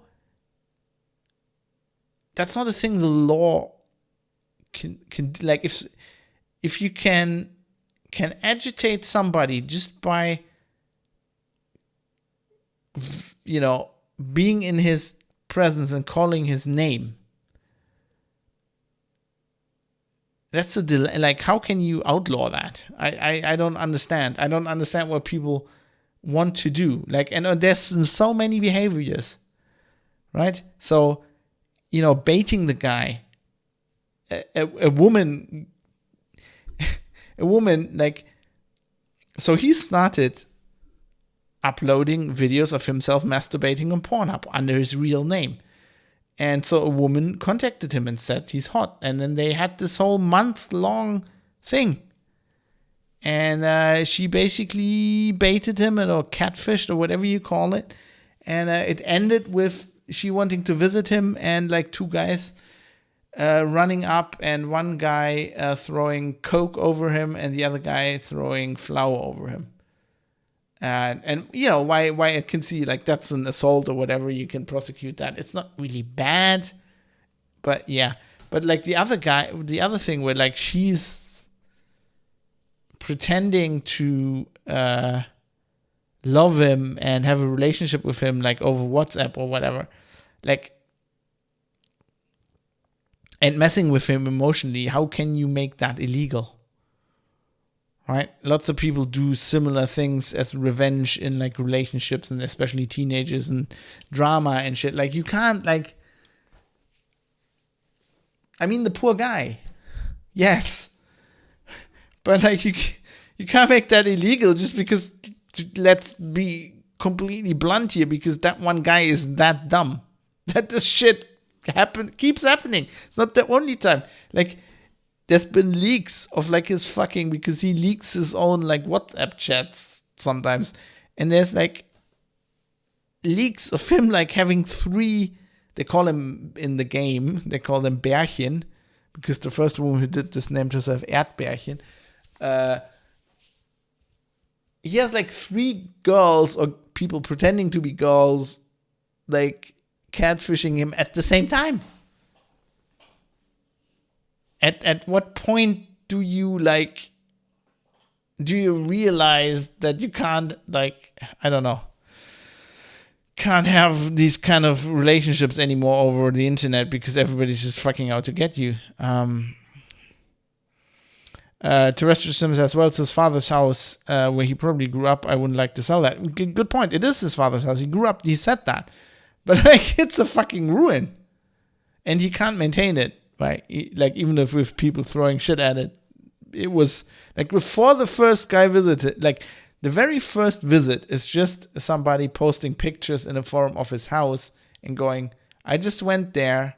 Like, this was over a year after he said the address in this video. It says, I just went there, look at the rubbish piled up, and like you can see like the paint peeling off the wall. Like the house was dilapidated even before the first person came there. Like the first hater or whatever you want to call him visitor.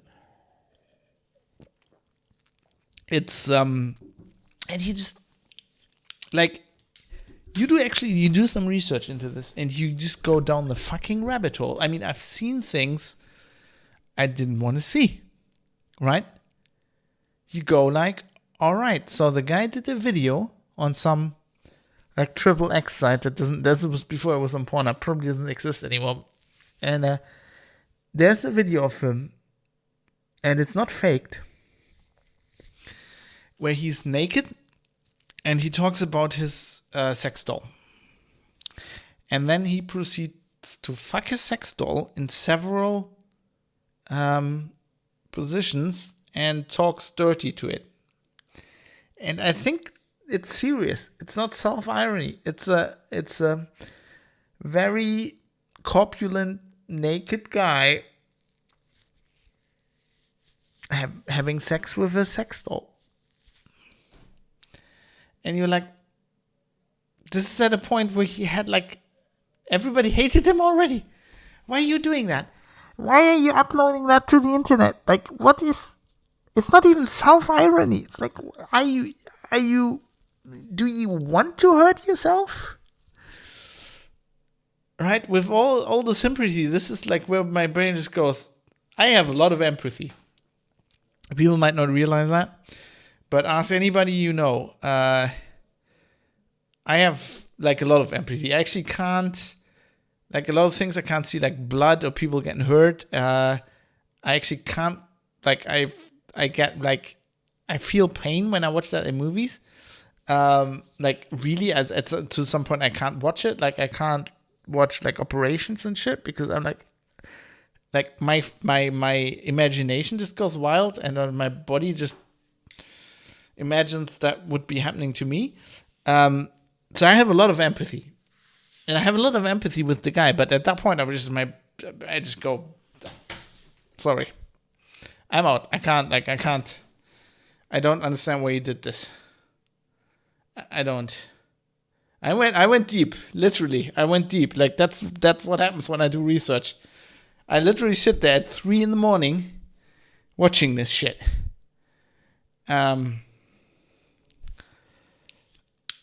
And I can guarantee you that Sasha Lobo has not watched that video. You know, no king shaming. Like, seriously, I don't, if you want to film yourself having sex with a sex doll and upload that to the internet, I'm all for that. I'm the one who said, I don't want to censor any of this. I don't want no porn censorship. If it's consenting adults, do whatever you want, because I'm not forced to watch it. I watched that of my own volition because I did research for this episode. Because I was interested. But like, I can't complain. That's not what I'm saying. I'm not saying he shouldn't do that. If you want to do that, do whatever. Feel free.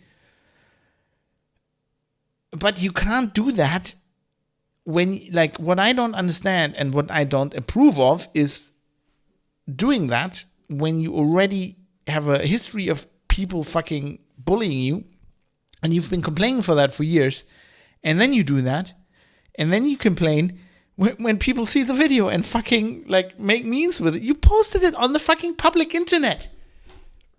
What did you expect was gonna happen?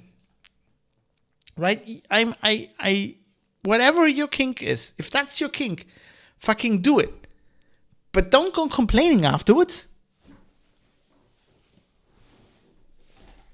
I just can't fathom that. Anyway, that is the story of the Drachenlord.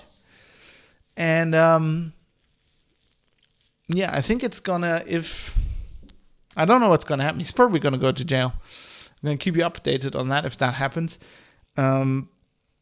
But I feel there's an interesting discussion there, a discussion that is not had enough, where people are like, oh, this is all hate speech and we need stricter laws and we need, I don't know. I think we need better education. I don't have kids, but I think we need to teach kids that. Actually, if I was a teacher, I would use, especially in Germany, I would use this, I don't know, don't matter what subject. I would just go off the reservation on this, and I would go, with children that are old enough, I would go, we need to, like, I wouldn't show them the fucking sex doll video, right? But I would go and say we're going to do an hour or whatever on this guy and on his history, and I'm going to explain to you what not to do on the internet. Be yourself. Do whatever you want. Be prepared for people who don't like that. And fucking ignore them or think about when you're engaging them. It's okay to engage them sometimes. I feel it's perfectly normal to troll a troll sometimes. But the thing you have to look out for is, if you're doing that, are you getting angry? Are you hurting inside? Because if that is happening, the troll is winning. And then you have to distance yourself from that. You have to go, no, I'm not going to do that. And I mean, I've been in, not this situation, but I've been in situations in the past. I've cut myself off purposefully from Twitter. There was a point, I'm a journalist, I write stuff, I post about it on Twitter, where people were commenting excessively and getting into fights with me because, I'm a confrontational guy, a little bit like Herr Winkler, just not as bad, getting into fights with me about stuff I wrote, which is okay. But I was realizing I was spending an inordinate amount of my time on my phone on Twitter.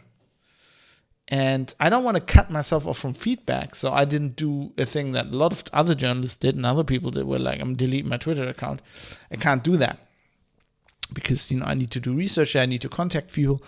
I want that feedback. I just don't want to waste my time to that extent. And to, I was getting a lot of negative emotions from it, which I'm okay with to some extent. But then I was like, this isn't worth it. So what I did is I just deleted the Twitter app off my phone. Right, and I closed that browser tab that was always open that had Twitter in it. And now I only go there if I have to do research. I go for, when I want to.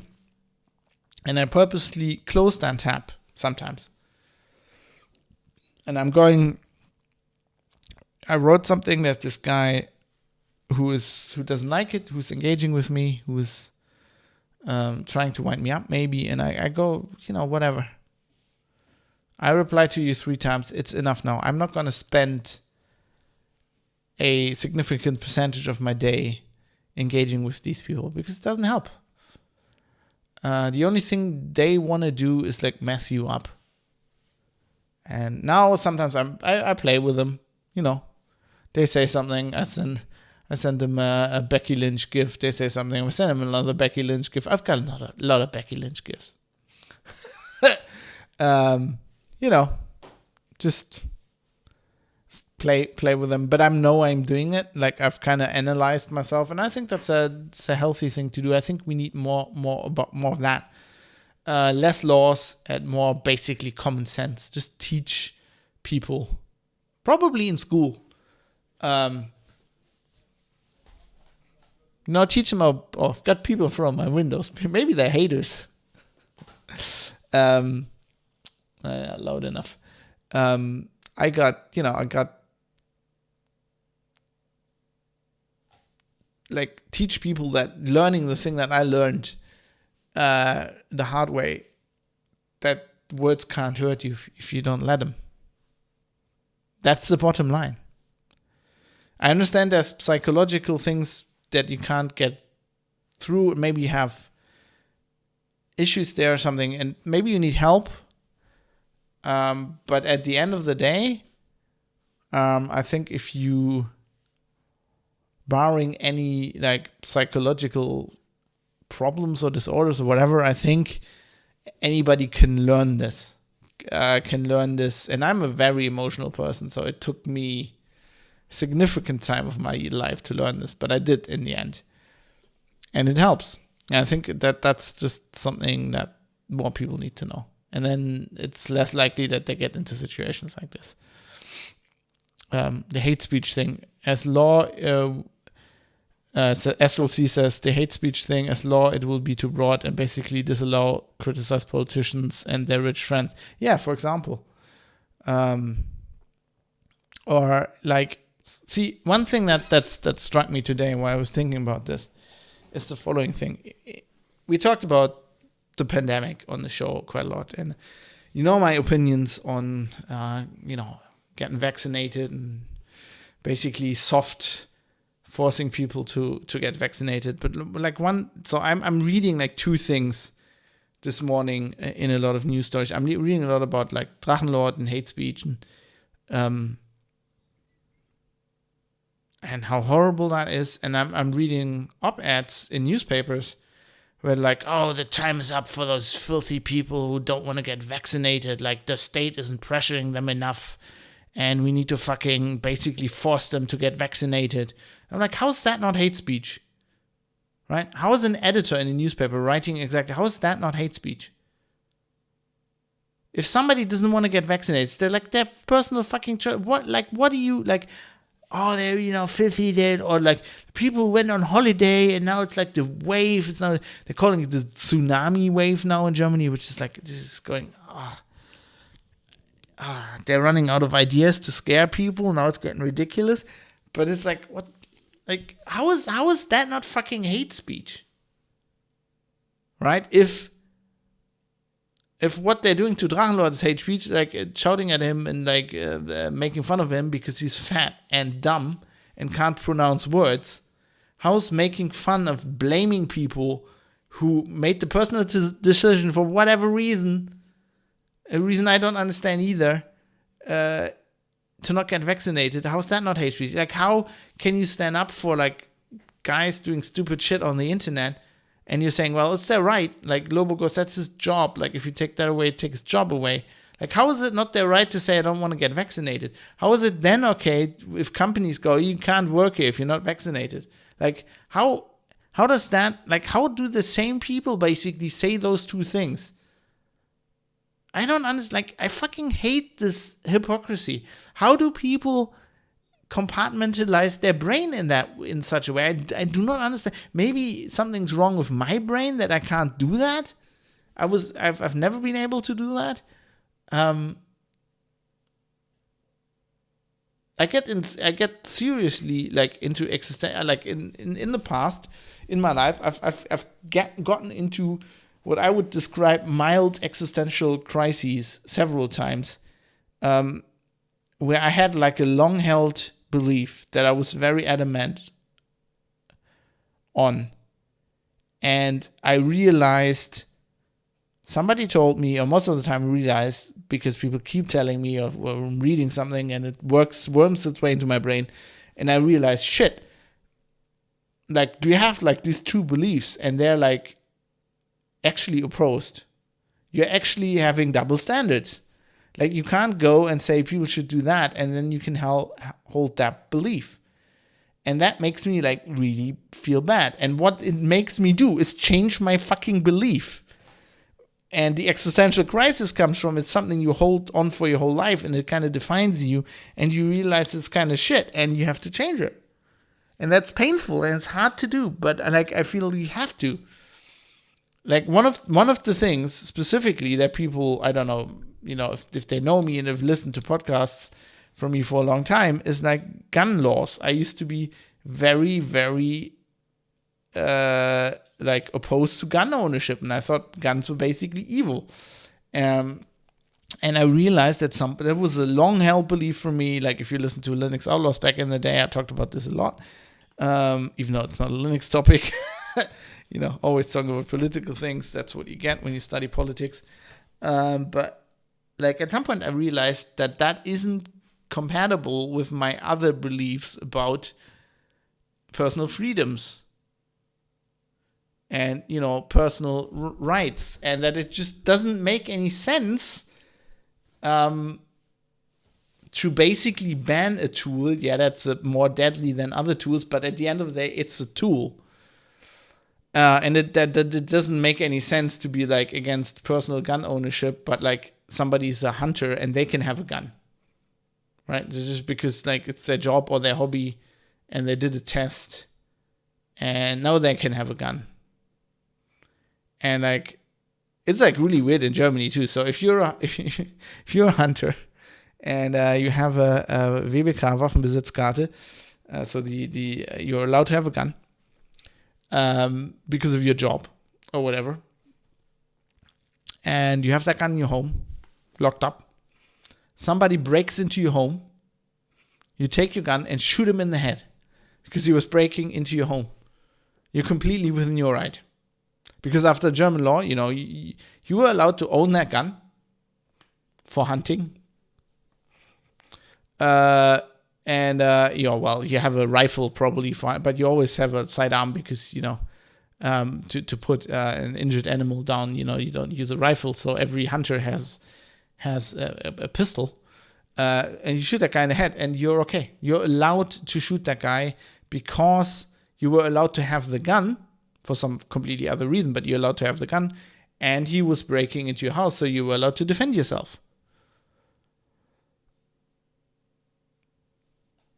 So why does the hunter who has a gun for like some completely other reason, why are they allowed to shoot somebody in their home and I'm not?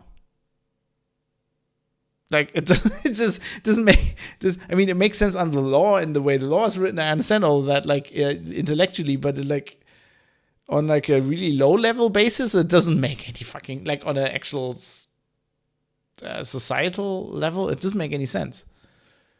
Right, and I realized stuff like that at some point, and then I had to change this belief I had about guns being basically evil, and me being me. I went all in and actually joined the gun club for a while and learned shooting and learned how to deal with guns, and actually realized that a lot of the held beliefs I had were just beliefs that everybody in Germany has because the press is writing about it that way, and also out of having no knowledge.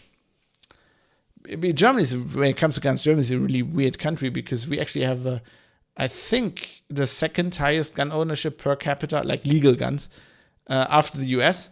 But guns are a huge taboo and nobody really has guns. But if you actually look, like everybody has fucking guns because hunters have guns. People who shoot for sport have guns. And then there's all these like tradition clubs everywhere over the countryside. Where they have all these festivities once a year, and they're all like part of it is being shooting at target shooting, and they all have fucking guns. So everybody, like, not in a city, it's probably less, but like in the countryside, everybody has fucking guns. It's just nobody knows about it. So it's a big taboo, and guns are really bad, but like actually a lot of people have them, which also becomes clear if you look at the murder statistics, and a lot of people in Germany are shot. So if we didn't actually have any guns, where would all that come from? Yeah. Anyway, sometimes what I'm trying to say here, there might be good reasons for doing something, understandable reasons, emotional reasons sometimes, but sometimes you have to go and re-examine your life choices. And it might be really painful. And I'm not one of the guys who said, okay, Drachenlord, you should have gotten off fucking YouTube. No, YouTube is his fucking life, and it's part of his identity. He should have moved, maybe. Like, at some point you have to. In Germany, there is a saying, "Ein Tod musst du sterben." You have to die a death. Like, something has to give, right? For me, in this situation, I would have thought something has to give. Okay, I don't want to stop YouTube. I'm going to move. I'm going to do something. I'm going to move to a big city right next to a police headquarters. Right next door. In Hamburg. Nobody's going to come over there and shout at me 3 o'clock at night next to the fucking police headquarters. They get locked up. Everybody, all of them. You know, it's like, not locked up, but it would have consequences. Or move somewhere where some politician lives. They're not going to put up with, like, guys shouting at a YouTuber. There's going to be, like, fucking lockdown laws as quicker than you can say lockdown law. Just something's got to give. You can't just, you have to re-examine your life choices at some point. And sometimes it's painful. Anyway, I've ranted enough about this. It's a very interesting story because I can definitely see both sides. I think the guy is, I feel with him. I really do. He seems to be like a really nice guy who just took the wrong turn and just kept going relentlessly. And that's also weird because it's something I respect, like his fucking relentlessness in the face of just utter terror is something to behold. Like, I honestly respect the guy for that. I respect him a lot more than a lot of other people, just because of that. Because it's fucking relentless. But you can also see it's driving him to his grave. Like, you can see his house degrade. If you watch his videos through the years, you see his house degrade, you see his body degrade, you see everything just fucking degrades. It's just like the blight of Nurgle or something. It's horrible. Anyway, I'm gonna talk about some feedback now, I think.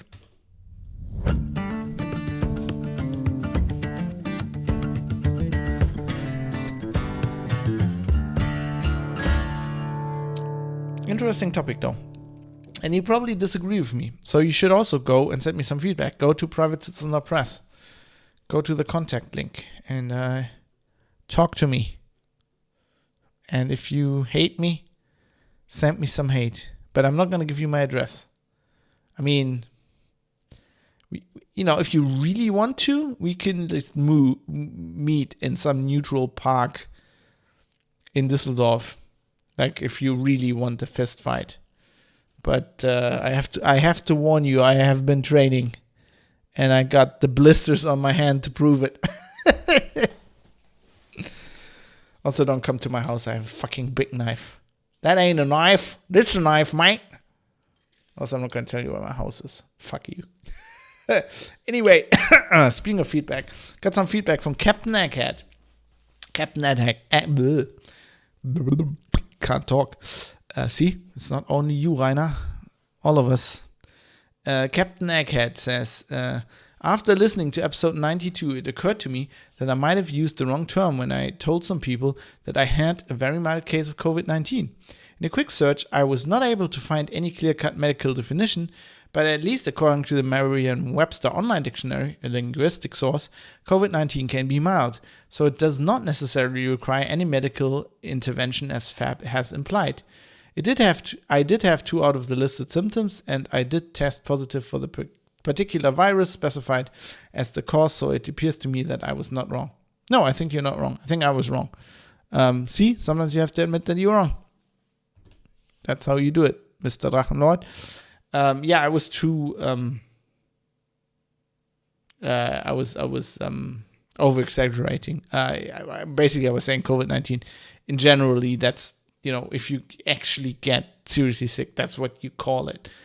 But of course, you can also have, it's a collection of symptoms, and it's like not even like, I think, medically very clear, like how many of the symptoms. There's different, as with anything in medicine and in any other topic, there's different opinions on this, but yes, you can also have relatively mild. I mean, I think pneumonia is one of the actual symptoms you have to have COVID-19, if I understand this correctly.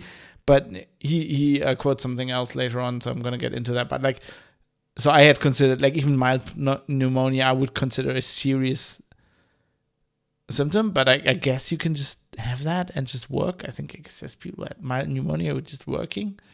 You know, when I was at the office back in the day, they had like the flu, whatever, they had some pneumonia. They're just like, I'm fine. You know, it also depends on how you take this. I'm a man flu guy. I just get very, very mild COVID symptoms and I'd be out for 2 weeks, just moaning, making vlogs of how I basically just died. So, you know. Anyway, Captain Eckhardt continues. You were right, Captain Eckhardt. I was wrong. By the way, the test results did say SARS-CoV-2. Thank you. As expected, in the doctor's instruction, he referred to corona, which I believe was justified because they were addressed to the patient, and corona is the most commonly used term for this disease here. I don't know where Captain Eckhardt's from. It's certainly the same in Germany. Everybody calls it corona. It drives me mad because I can understand it. It's, you know, that's what people call it. It's just the press started doing that, and it's such a wrong term. Because not only does it just literally mean crown in Spanish and Latin, I think that's where it comes from. It's just, you know, it's short for coronavirus. It's bad enough that people, I mean, I did this in the past, called this the coronavirus disease, because there's lots of coronaviruses. Actually, a very common cause for the common cold is several strains of coronavirus.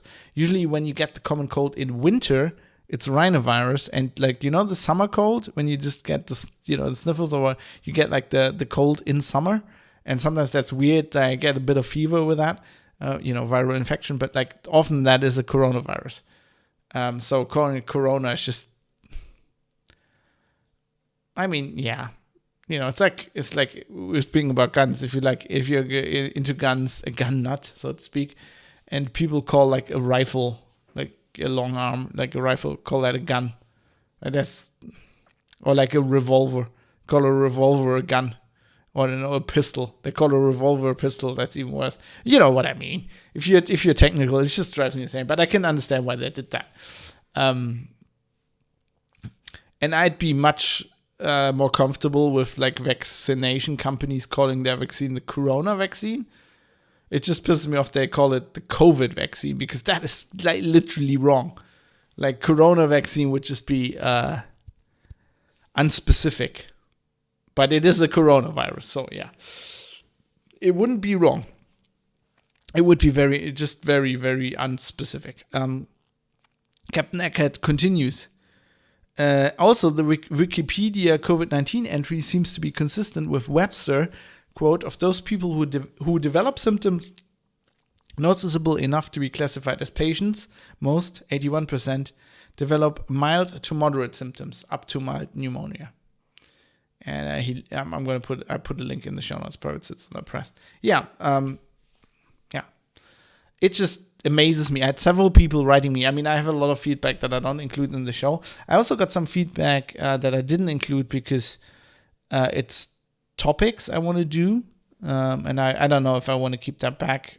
Anyway, I'm going to, some really good topic suggestions. So if you have some, please send me feedback on that as well. privatecitizen.press is the website. Be very interested. Topic ideas are always welcome. I want to do things you find interesting, so that's always cool. But what was I saying? Yeah, I had a lot of people writing in that I didn't want to duplicate because it was basically echoing stuff people had said in previous feedback sections that they actually didn't know, like the difference between SARS-CoV-2, and they had actually never heard the term SARS-CoV-2, and that just amazes me. That just tells you how bad the coverage is out there. Like I'm writing for IT.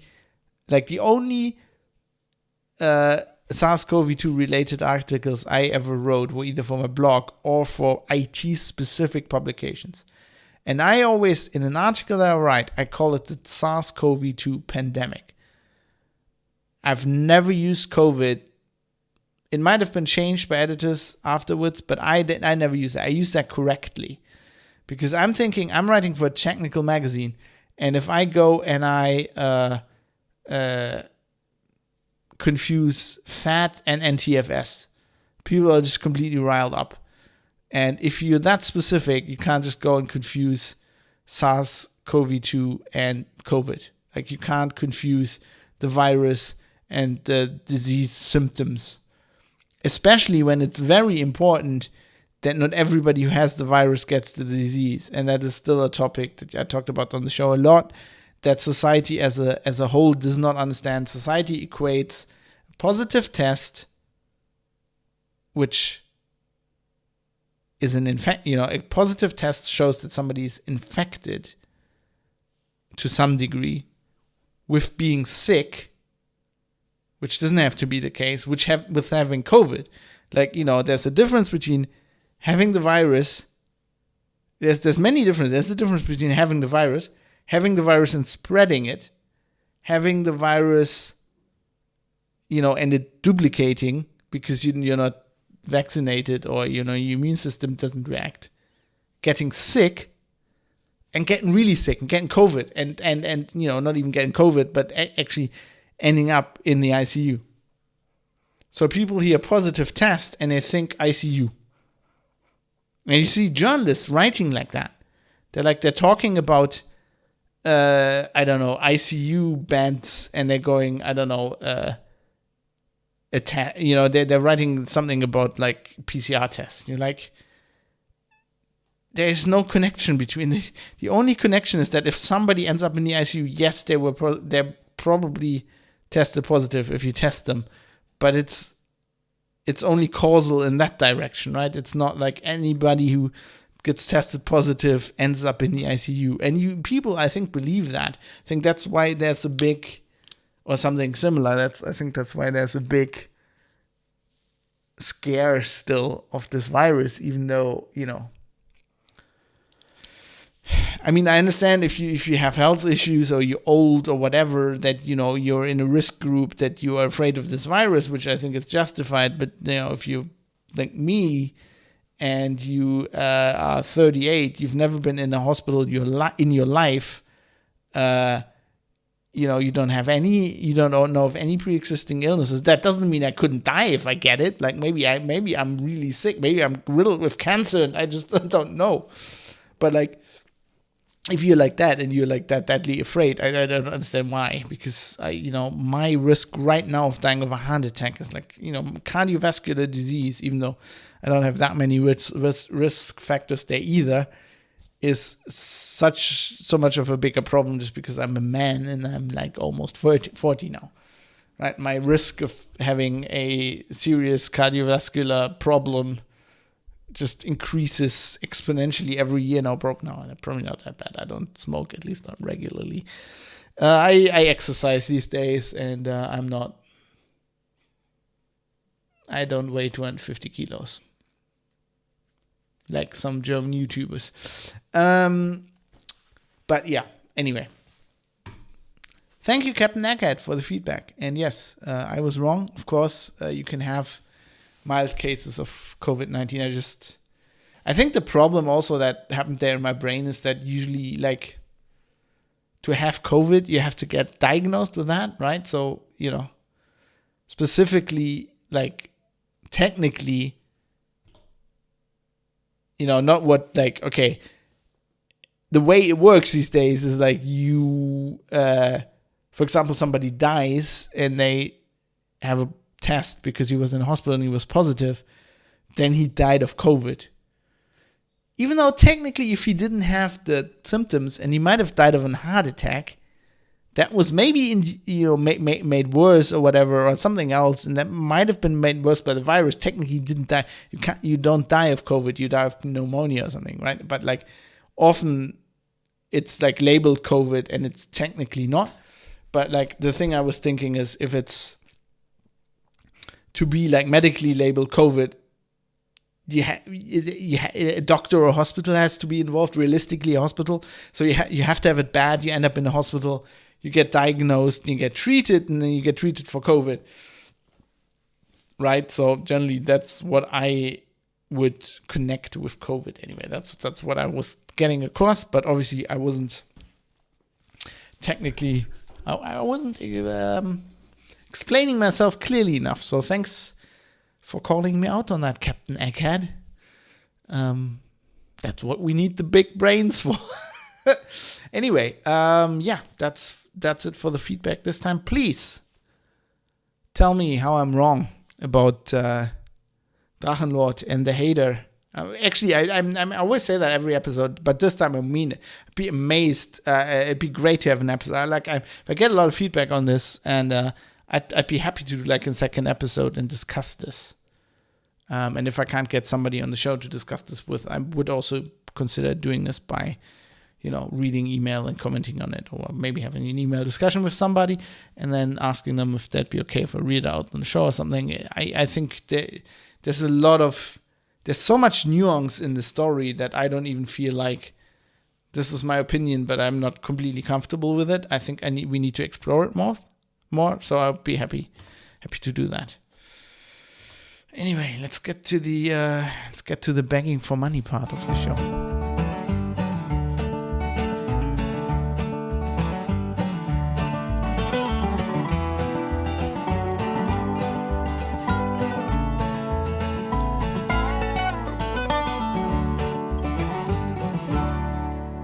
Toss a coin to your podcaster. I said it wrong again. Damn it, podcaster. The podcatcher doesn't need any money. You probably paid for it already if it's a 4-pay. Anyway, I'm not actually begging for money. I don't think that's fair. I'm just saying, take the show for free. I'm okay with that. But if you want to keep it on the air, we have to figure out a way to make this sustainable. And there are some people who are helping me out. They're patrons on Patreon. So they are have a monthly subscription, which works very well for me. And some people just sent me one-off amounts of money to producers at Fab Industries via PayPal. Producers at fab.industries. All this is in the show notes. There's also a link to the value for value model, which you might want to learn what that is. If you don't, I'm going to explain it on the show once in a while, but let's keep this short. Let's wrap this up. I would like to thank the people who, help me keep this running, keep the show on the road, help me keep it sustainable, and help me make a living as a freelancer, which is hard enough as it is. If you actually pay taxes, Mr. Winkler, some of us actually do pay taxes. And they don't insult the police. Anyway, thanks to Georges, Steve O's, Butterbeans, Johnson M. Heathy, Michael Mullen Jensen, Dave, Michael Small, 1I11G, Jaroslav Lichtblau, Jackie Plage, Philipp Klostermann, IKN, Vlad, Bennett Piata, Kaisius, Rodani Insane, Tobias, Fadi Mansour, Joe Poser, Dirk Didi, Mode7, Sandman616, David Potter, Rizal, Mika, Avis, Martin, Mr. Amish, Dave Umrish, Cam, Ricky M., Barry Williams, Jonathan, Captain Eckhead, there he is, RJ Tracy, Rick Bragg, D, Robert Forster, Super User, No Reply, and Astral C. Thanks to all of you, and these people are very engaged. That's what I like about my community. They also write me feedback. Lots of these people have been there for a very long time supporting the show. I appreciate that. I can't say that enough. And if you just want to be quiet and just listen to me and support it anyway, I mean, that's good enough. It's good enough for me. And because I'm streaming this on Twitch, I stream other things on Twitch as well. Currently, some people might know I'm writing a novel, grimdeep.com. You can read the first 2 chapters there, which I've taken part in NaNoWriMo in the past. I'm doing that now again. This month in November, I'm trying to write 50,000 words. And I'm also streaming that. Halifa has a friend of mine who's also streaming on Twitch, has given me the idea to try that, and I've done it once now. It worked really well. I'm gonna do that whenever I can. I also have to finish this book in the next 4 months if I can, because I actually got a grant by the German government. It's like kind of a pandemic-related restart the culture thing, And I applied for it, and I got a grant to write this book, which is pretty amazing, I think, considering that the book's in English. But they did give me